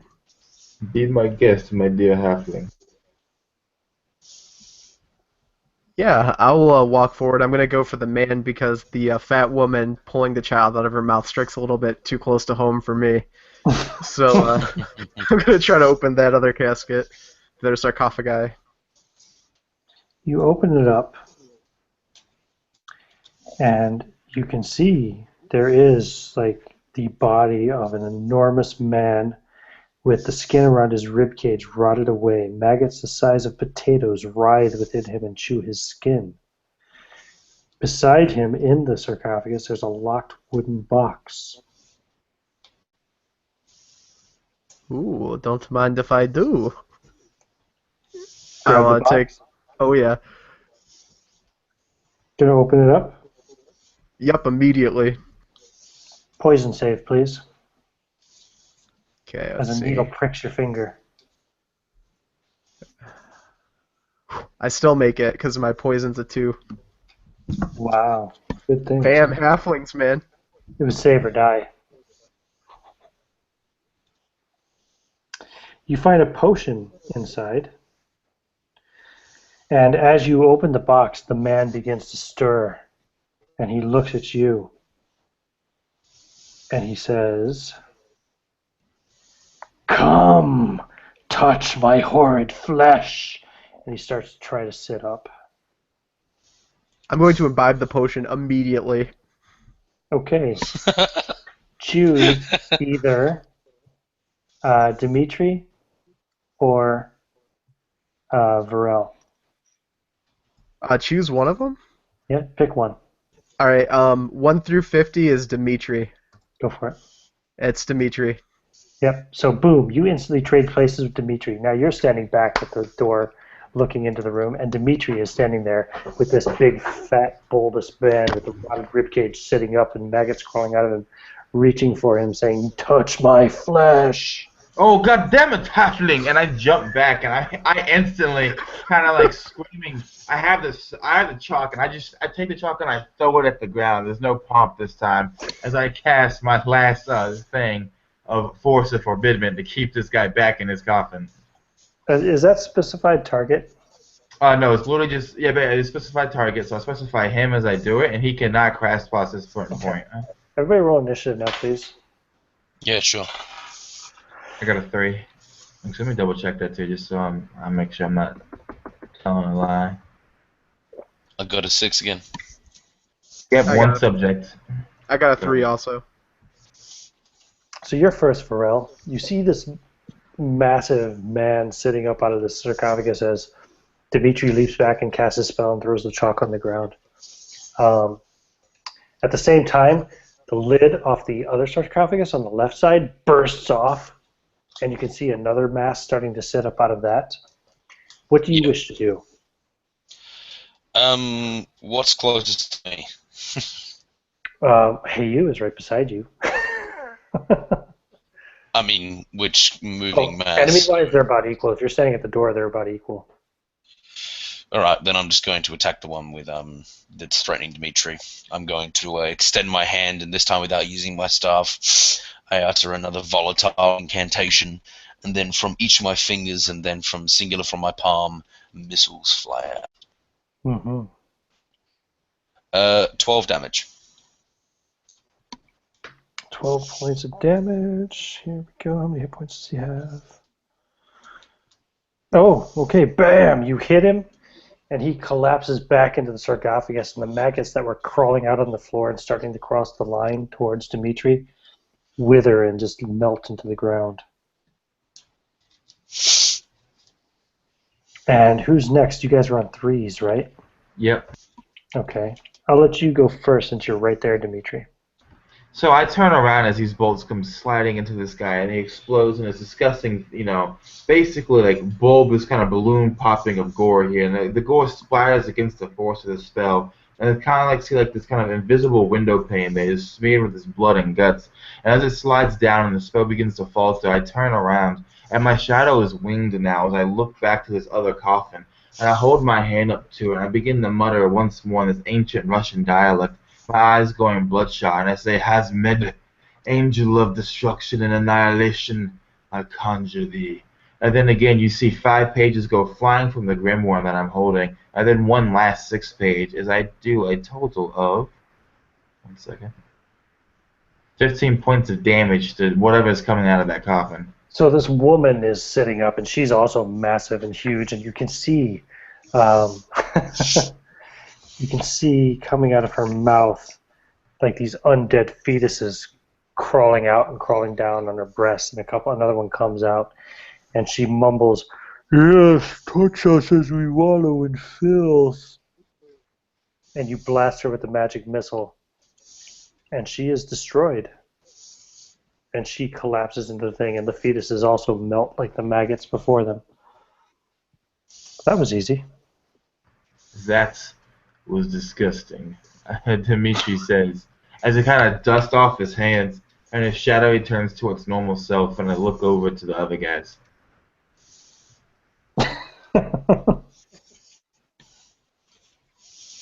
Yes, it was. How many demons were they creating in here? I do not understand. What religion just has you profane everything left, right, and center? It is nonsensical. And Roosterbane, no, you do not drink things. What do I tell you? If I saw my life flash before my eyes, and I thought maybe the potion would save me or something. I do not know. It did. It was a potion of transposition. And I look around. What else is in this giant crypt? Just those 2 sarcophagi, which are now covered with, melted fat and disgusting shit. Like, with one hand over my nose like this, I say, Roosterbane, if you could, please go find us another door to go through that is not filled with horrifying, melting undead. Okay, and I'll go out and take go across now, or it would be the closest door. I think it'd be on my right, coming back out of the room. If you come back out of the room, you can either go back to where you came from and go down that other hall, or you can go left and go to the other door you saw. And there's another hall to the left from there as well. Okay, I would go to the left then. Okay. You come up to that locked door. And it's a locked door. I still have a key I used in the other door. Maybe it works The here. door has 50 skeletal fists fastened to it.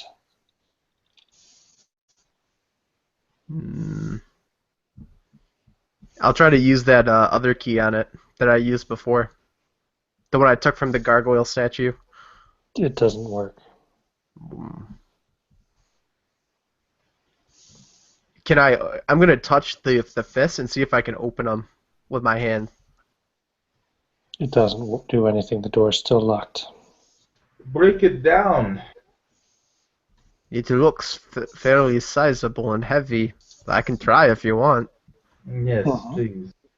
Okay, here I go, and I'll try to kick it.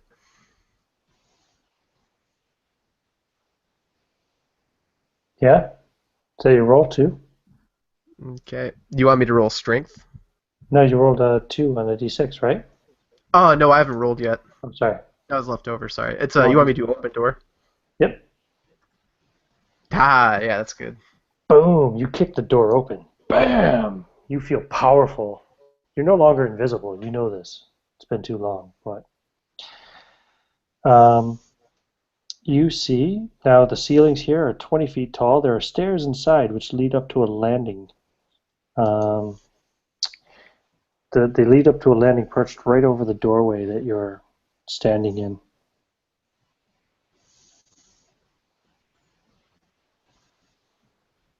Okay, I'm gonna take the stairs then. So you walk in, and as you do, something leaps down upon you from above.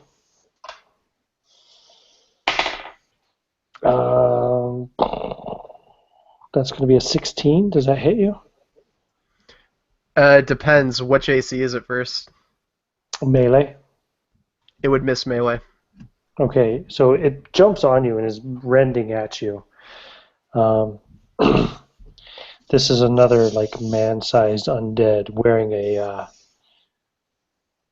a mask. Actually, let's see. Oh wait, Wait, Ian. where did it come from? It actually From the this landing tie above the door. this tie Okay. hit. A tie hits, yes. It actually hits me then. I was wrong. Okay. So I'll show you a picture real quick as soon as I can find it anyway. No, fuck all that. That's not it.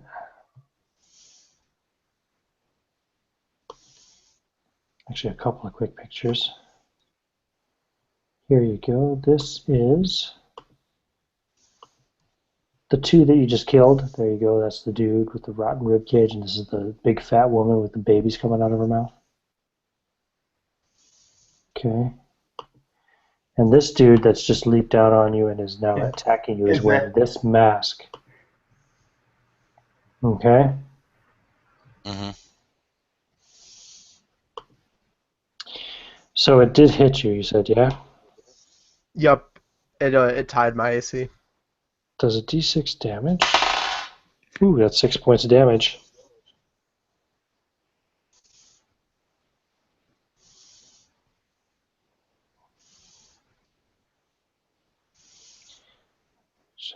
Okay, it's 1 point of damage, and you have to make a saving throw versus magic.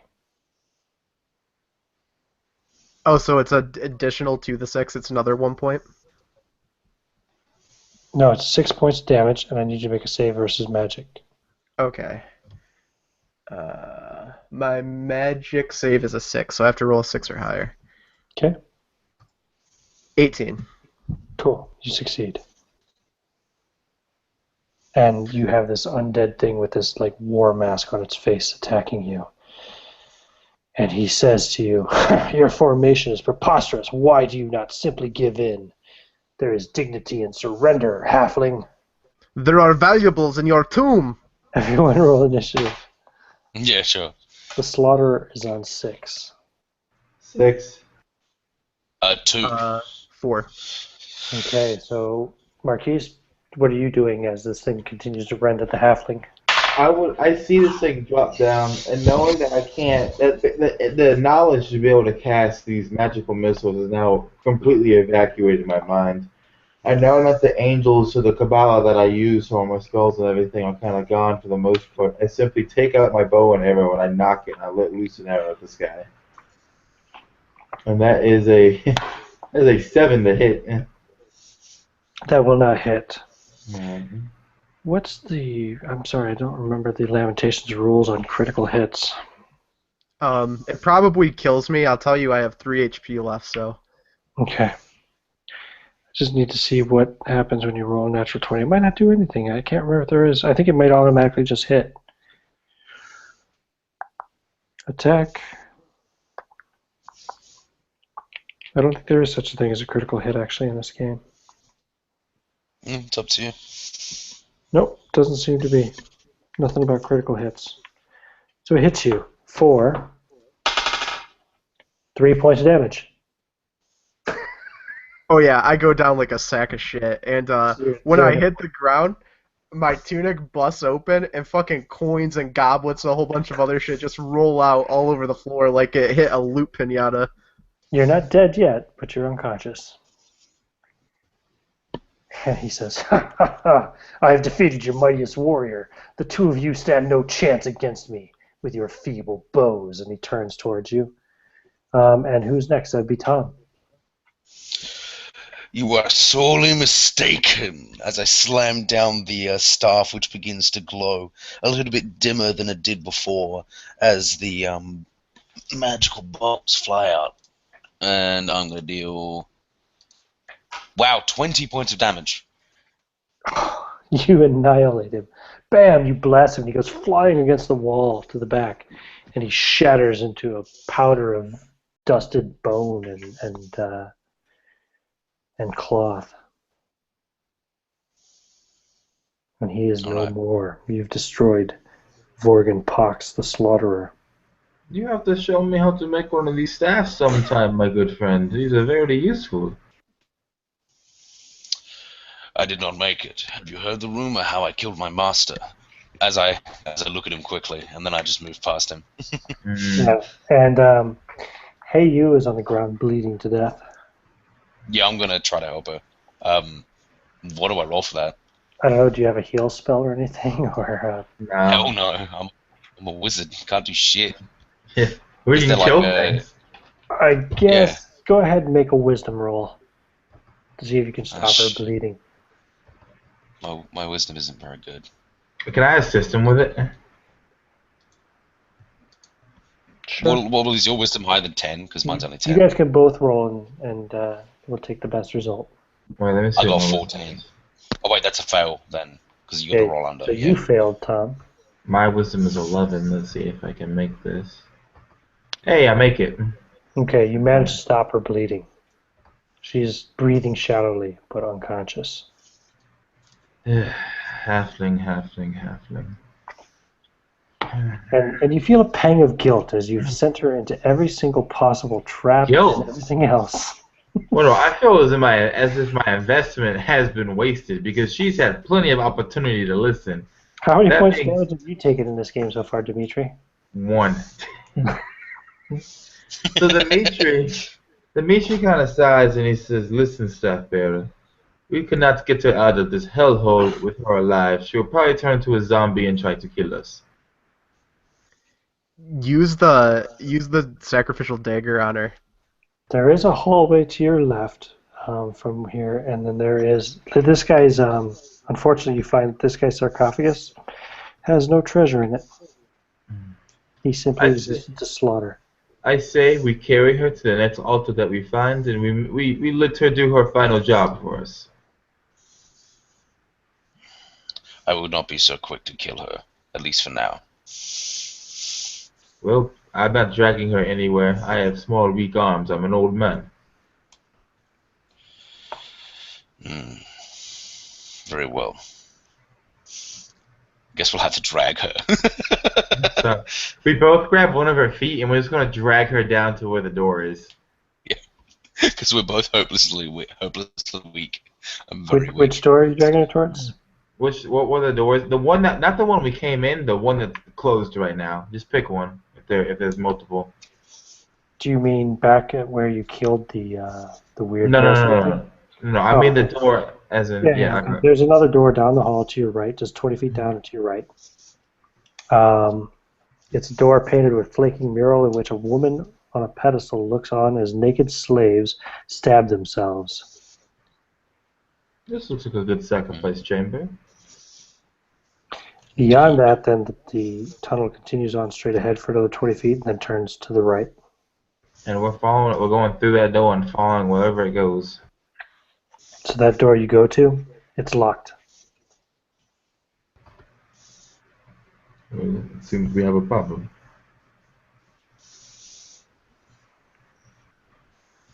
Indeed.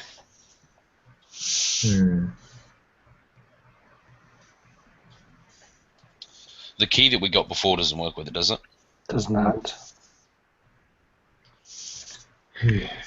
I'll tell you what. What have we learned here? We've learned that we've learned how to summon flesh golems, how to create them. We have gotten a lot of money from loot. We have learned about all kinds of necromantic arts and everything. I say that we can leave, get some vodka, go back to town, call it a night. We can come back at a later date when our halfling is not dying. I agree. There is no point in fruitlessly killing ourselves for what may be nothing but corpses. So, Ian, we're going to try and drag her back out of the cabin. So you can drag her back. You turn right at the end of the hall near where she got taken out by the slaughterer. And as you turn down to the right, you can see, looks like 8 children shambling down the hall in your direction. Well, Buxton, how many spells do you have left in your staff? I kind of touch the crystal and 3. I have remembered 2 spells. Well, my grimoire has 2 spells left for me for this particular occasion. Not this occasion, I motion towards the children, but for this occasion, I motion towards everything around us, and I continue. Essentially, it's like this. I can make us both into crazy raving lunatics, and we can escape out like that.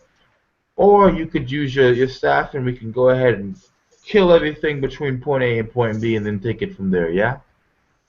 Or there's a C. You could turn back and see where the rest of the tunnels lead to. Oh, there were more tunnels.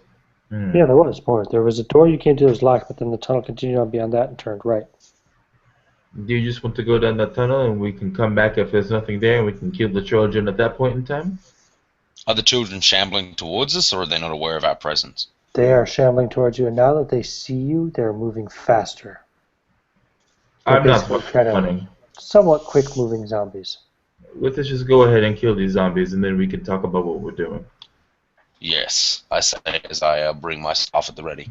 Do you Okay. roll initiative? Or... Roll initiative. There are 8 of them. I got it too. Yeah. Let's kill ourselves. Okay. I got a 5. They are coming towards you.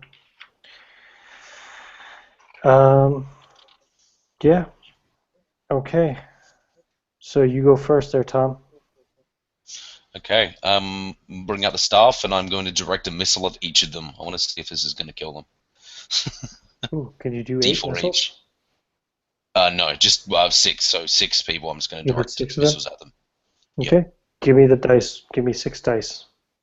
I'll All see how right. many So do it. the first one. So 2, 1, 3, 4, 4, 1. You killed 3 of them. Yep. There are now 5 of them shambling down the hall towards you quickly. And I'm going to move away from them. What was your initiative there, Marquise? I had it too. Okay, so they come towards you. They keep moving quickly. What do you want to do on your turn, Marquise? So I open up my grimoire again, and I'm flipping through, and I find a certain special page. A page has been written in all blood, my own blood, and I start reading it out again in that ancient Russian dialect. You see my shadow crawl and grow and get bigger, and then it begins to rise up, glowing steadily, taking a shape of itself, this demonic, evil thing. But then you realize it's neither demonic nor evil. In fact, it's kind of a holy presence emanating it. And I say the words, Af, angel of hatred, I summon thee. As you see this creature right here appear from my shadow. And essentially what I'm doing is I'm using phantasmal psychedelia to summon up this kind of illusion of this thing right here. And basically how the spell works is that basically I take something I've seen before and I make it into an illusion to attack them. And when it hits them, they have to make a save versus magic, and if they fail it, it's real to them. So I'm going to say that this is basically how I kind of imagine my halfling to be in my eyes, so that way we can give it those stats, because we don't kind of have any other kind of stats. And it's going to reach out to its back with its two red glowing arms, kind of disembodied from itself. It's going to rip the sword out from it, and it's going to rush forward and try to kill or destroy one of the zombie children. Cool. Okay. So you have to roll to hit roll, yeah? Yep, I make a 2 hit, and wow, that's a natural 1 for this illusion. Misses. Alright. And and I'm going to assume they perceive it as real, because, yeah. Oh yeah, what do I have to roll for them to do that? Basically, they have to, when it hits them, only when it hits them, you have to roll save versus magic. Yeah. Right. Okay. So in the meantime, they perceive it as real. Mm-hmm. Okay. And there's 5 of them. Yep. So 2 of them will engage it, and the other 3 will shamble past and continue towards the living flesh that they see down the hall. Next round, initiative. Alright, rolling again. 3. Ooh, 7. You're first there for sure, Tom. What does Alright. Varel do? I'm going to cast another magic missile. Hitting all of them this time, I think, because there's 5, yeah. Alright, so, I guess, yeah, so 2, 2, 4, 1, 4, 4. And there are like 2 that were injured before too, so I don't know. Depends. Right. Whatever. You drop all but 2 of them. Alright. One of which is fighting the thing, and one of which is still shambling down the hall towards you. The children and you go simultaneously, Marquise. So one child attacks the thing and hits it. So if it hits it, can it perceive that it's not real? It's an illusion, right? You would think that, but it just says, I'm going to read it again. The first time a phantasmal creature causes damage, the victim receives blah, blah, blah. So no, even if it hits it, it still thinks it actually hits something, because it exists in its mind. Yeah. So roll your attack against the child with the thing then. I got a 12, and plus whatever stats that Andrew had to hit. That'll hit. So what do I roll for its chance? I roll a save, yeah? Yeah, so its own save versus magic. I think I have to make it. So now it perceives it's not real. And what are you doing for your turn? So, first off, basically when it perceives it's not real, the creature no longer exists in any way to perform inside of that particular zombie child's mind. As for me, I'm concentrating on this thing, and I see this other child running towards me, and I'm kind of fumbling at my side, right? I'm trying to find my sword that I have there, and I finally find it. And I yank it free with the scabbard, and I flip it out of my hand, and I'm going to shoot forward. I'm going to try and clumsily just kind of slash through this thing. Okay, roll to hit. And that's a 9. That's going to miss. Alright, so me being an old man, I just barely missed a child as it kind of clangs off the ground in front of it. Cool. It tries to attack you, and it gets a 6, misses. Whew. And then we're at initiative again. There's 2 of these things left. One is engaged in melee with Marquise. The other one is around away from Marquise. I got a 1. And 7 again. You're first there, Varel. I'm going to try to hit one with my staff, running up to it and hit it. Probably the one that's engaged with Marquise is the closest. Yeah, trying to protect Marquise. Natural 1. Roll again, please. Yeah, sure. Yeah, rolling another d20. Natural 20. Okay. Not sure what that means. You run up, you swing at it with your staff, you slip, you fall to the ground on your coccyx, whatever you call that thing. Ooh. You take 2 points of damage as you feel a sharp pain jolt up through your back, and you go almost blind for a round. I scream out in pain. That hurt. Yep. Then the zombie child attacks Marquise and misses. The other zombie child runs up and jumps on you since you're on the ground. And also misses. I think that's a 7. Still not get through your arm class, I'm sure. My AC is like 15. I don't know what it's like on the ground. So you have it on you, trying to attack you, but missing. And Marquise, you have one on you. And we're back to Marquise's turn. Sorry, he hasn't gone yet. So since the one that's attacking me has not been interacted with yet, the angel is going to turn around and try and cut it in half. Okay. And that is a natural one. So again, the illusion misses. And then I'm gonna swing my sword at the one that's on top of my friend, the staff bearer, and I get a 4. You guys are pathetic. Okay, roll initiative for the next round. Yeah, sure. I got a 3. Okay. I got a 2. Okay, you're first, Dimitri. Alright, so again, the angel wants to kill the one that's trying to tear me to pieces. And it gets a 13 plus whatever Andrew had. And that does damage? Real damage? Yep. Oh, no, it gets a roll saving throw, right? Yep. It rolls a you get saving the, throw, yeah. yeah, well, the damage happens and then the saving throw. Oh, okay. So- What's damage? What's the damage of a medium weapon? A D8? I think D6.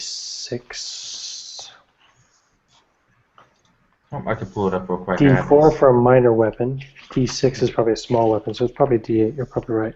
Alright. We'll roll the D8. That's 3 points of damage. Here's a D8. Okay, that kills it. Alright, so it's split in half by the angelic illusion. And the moment it's split in half, the angel actually bursts into a bunch of kind of beautiful, almost moth-like creatures that kind of buzz this way and that way before turning to ambers of light that kind of dance around. As with my short sword, I quickly shoot out with it. I want to try and catch this zombie in the head, the one that's on top of a staff bearer. And that is a 7. That's going to miss. Okay, you're next there, staff bearer. Vorel. From the ground, I'm going to swing at it with my staff feebly. Okay. Partially blinded by whatever. Am I getting minuses for this? Yeah, or you get your vision back. It was just for a round. You're just blinded by... have you ever fallen in the tailbone? 14. It hurts. 14. That's going to hit. Damage? 1. Okay. It's still alive then. Yeah. And it tries to bite you, and that's going to be a 14. My AC is 15, unless I get less AC because I'm on the ground. I don't know. So it can't get through. It can't get you. Yeah. Next round, initiative. 4. 7. You're first then. Sorry. Varel. Swing at it again with my staff. I get a 13. 13 will hit. Damage. 4 points of damage. 4 points of damage will kill it. Alright, is that them all dead? So you brain it with your staff. They're all dead. You can see the open door down the hall ahead of you. And Alright, let's drag this halfling and get out of here. Yeah, we want to leave at this point. gonna go ahead. Yep. As you start to move forward towards the door ahead of you, you see masses of undead pouring out of the hall ahead of you, seemingly coming from the crypt that you never opened to the left. They're all children. At first you see half a dozen, then a dozen, then 2 dozen, then 3 dozen, then 50 and more. Okay. How high are the ceilings? How big are the doors? The ceilings in this area, I believe, let me just double check. The doors go all the way to the ceiling. Yep.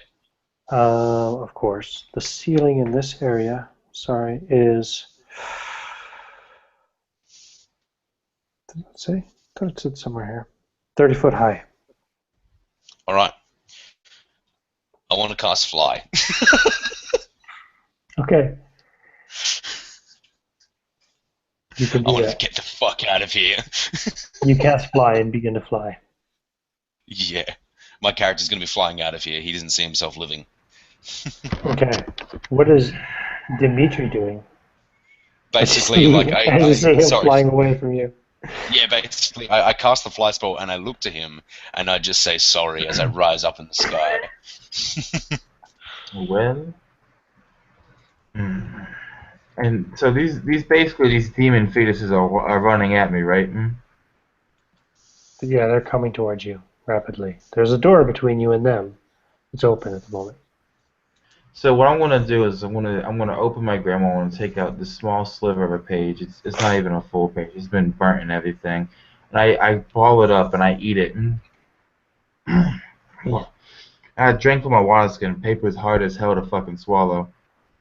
And as he swallows it, my eyes instantly open up. Just they snap open, and the irises are now pure yellow. The pupils elongate slowly and then quickly into just nothing but just slits, just daggers in my eyes. I take a step back and another step, and my hands are just flexing and closing and opening and closing. The claws on them growing longer and longer. My teeth becoming more pronounced, the canines sharper. My hair more wild as a certain youthfulness returns to my body. I'm casting Howl at the Moon at myself, which basically it gives me the strength and nimbleness and the savagery of a wolf. And while my outside appearance remains unchanged, I am now basically kind of like in full animal hunter instinct. And I'm able to move 180 feet per movement round. So what I want to Whoa. do is I'm basically, and this is going to last for several hours. I think it's 6 hours. Oh, sorry, it's a full moon, right? So for 12 hours, or until sunrise, I have this bonus effect. Basically, I am going to be running in any way possible where these guys are not out. And I'm looking for a way out of here. If I can't, I will literally just kind of try and speed blitz through them to get somewhere. Yeah, they're all right in front of you. They're massing, filling the hallway ahead of you. So I'm just going to run back the other way. Okay, you're gonna run back the other way. Because I can't run through them, can I? Even with my nimbleness and everything, I'd still get fucked. Well, they'll get attacks. Yeah. And I don't want to sit here and wait for you to roll 45,000 dice, so I want to run You the don't other want to way. close the door? Oh yeah, I'm definitely closing the door. I'm slamming that door shut. Well, there you go. You close the door. Bam! Slam it shut. Okay. And then turn and go back the other way. Yeah. And I'm running literally like I'm like a fucking sonic boom through here running around. So the door slams shuts behind you, Varel, as you begin to fly over these children in this massive hall where you guys killed the creature. And pretty quickly you find that the ceiling's lower and lower until you have only a 10-foot high ceiling, Mhm. which you can fly just above the reach of the children, but you're kind of skimming the Yep. ceiling. You go ahead beyond the children, and you reach the hall that you guys came down, the really long hall. And there are adult-sized undead pouring into it from both north and south, left and right as you reach this T-junction. And you realize that they're piling up on top of each other, and if you turn left or turn right, they're going to be able to reach you because the ceilings are only 10 foot high. Let me have a look at my spell list. Give me a sec. You do that while Dimitri, you retreat back down the hall. You go past the locked door that you couldn't open. You go down, you turn right, go 30 more feet, you turn left. There's another door on your left. Try it. It's locked. The hall continues on beyond. 30 more back, feet, guys. there's another door on your left. It's also locked. Continue on down the hall. Yep. There's another door on your left. It's also locked. Continue on down the hall. You go another 30 feet. There's a quick little left, and then there's a door on your right. You want to open the door? Yep. It's unlocked. Oh, I burst through it. You burst through this unlocked door here down at the end of this this tomb-like area. This is the only crypt with an unbarred door. It is carved with an image of a man holding aloft a child pierced by 8 swords. As you burst into the room, the inhabitant, who was embalmed in a sitting position on the same war throne from which he once commanded the legions of Duvan Ku, sits awake, staring at you. The long-robed skeletal lord is sitting in his throne, his leering skinless head slightly askew beneath his massive crown, contemplating unknown depravities. He's got lots of valuable jewelry upon him, and he sees you. And he says, "Mortal, you have awakened my legion. I declare A truce between us while we discuss our terms. I kind of snap my neck this way and snap my neck that way. I'm trying to hold back the animal within. I kind of step forward for a second. I growl lightly, but I quickly stop the growl and I say, I agree. Let us discuss this truce and how we can progress our relationship from here. Tom, you were checking your spell list. Yeah, I mean, there's not much. I could block my way with web, but apart from... I know what I'm going to do. I'm going to actually cast Phantasmal Psychedelia to try to create a distraction to kind of make them rush towards another area so that I can fly past. So, yeah, I do that. You try to... I try to make a visage of another human or something. Okay, and you can do that for a bit and start to flee past them. You're going to the right, I presume, the way that you know it leads out? Yes, I'm going the way that I think leads out. And this hallway is a couple hundred feet down this hall. You literally fly over hundreds of these things. They are just packed as far as the eye can see, crawling over each other. Get down to the end of the hall, and to the right, you know it leads back to the chapel where the skulls were hanging. Mm-hmm. You burst through there into the chapel, and you see those 12 skulls, those 12 ice skulls that were hanging in the middle of the room have all melted. They're all gone. The big bronze doors lie ahead of you. You can burst through them, again to the left, back up to the shaft, which leads 50 feet up to the cabin area. Fortunately, since you can fly back up through there. It's like 120 foot per round as well, so it's pretty fast. Yeah. You fly out through the cabin, back out, and you can see now there's thousands of undead who've risen from the areas here above ground, from the massive graves.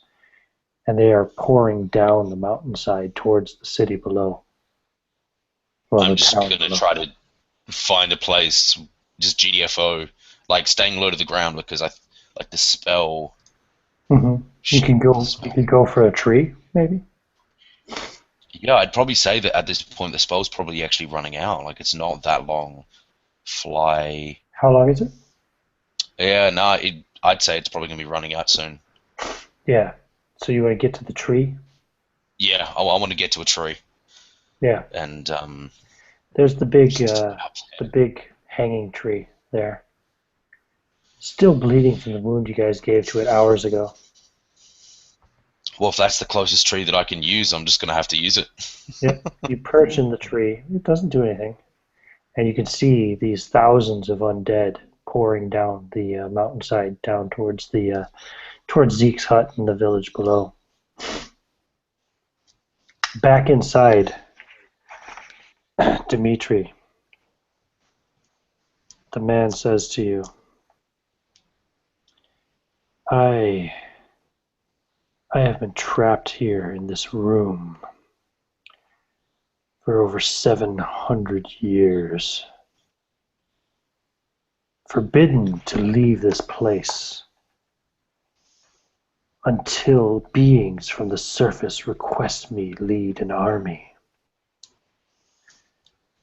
If you will make this request of me, I will allow you to leave this place alive. We will swear an oath. The testifier is near. He will take our oath. Question. Once they're concluded, I will take my army, and we will march upon the lands below. You will see us safely to a city of no less than 8,008 individuals, where I will be able to establish myself once again in the world of the living. What say you? I have questions. I am a man of magic. I am a sorcerer. And my accent is... Well, Dimitri's accent is changing rapidly here as the animal within him keeps trying to burst free. And he continues on. I I'm a man of magic, a sorcerer. I would like to set you free, but I would like more than just my life. Is there anything else? Some kind of patron pact we could make? Some secrets you could give? Some power you could offer? You foolish mortal. I am offering you your life. I can take it from you if you wish. The way I see it, my life will come to an end regardless. But if that is your answer, Do you I wish will. it to come to an end today? I fear it will, whether I let you go or not. But regardless, and then you can kind of hear his Russian kind of come back. I will see you free. I will make this oath and let you go back to the lands above and do what you do. Come with me. And he leads you out of his chamber and back to that last door you tried that was locked. And he pulls a key and he opens the lock and the door opens and you go in into the crypt of the testifier. The door is covered in dozens of hooks across which a collection of withered faces are stretched. The sarcophagus of the testifier is unadorned. The testifier himself, Ervik Narn, is little more than a thin membrane of yellowed skin pulled across a skeleton. He looks to you and says, "What oath do you take?" And Pontifex says, "I will go first."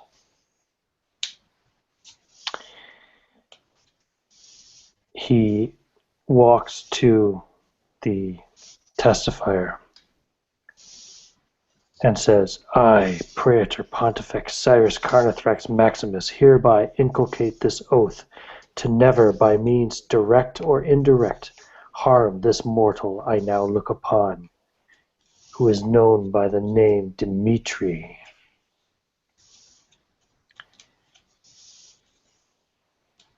Now, you repeat after me. I hereby request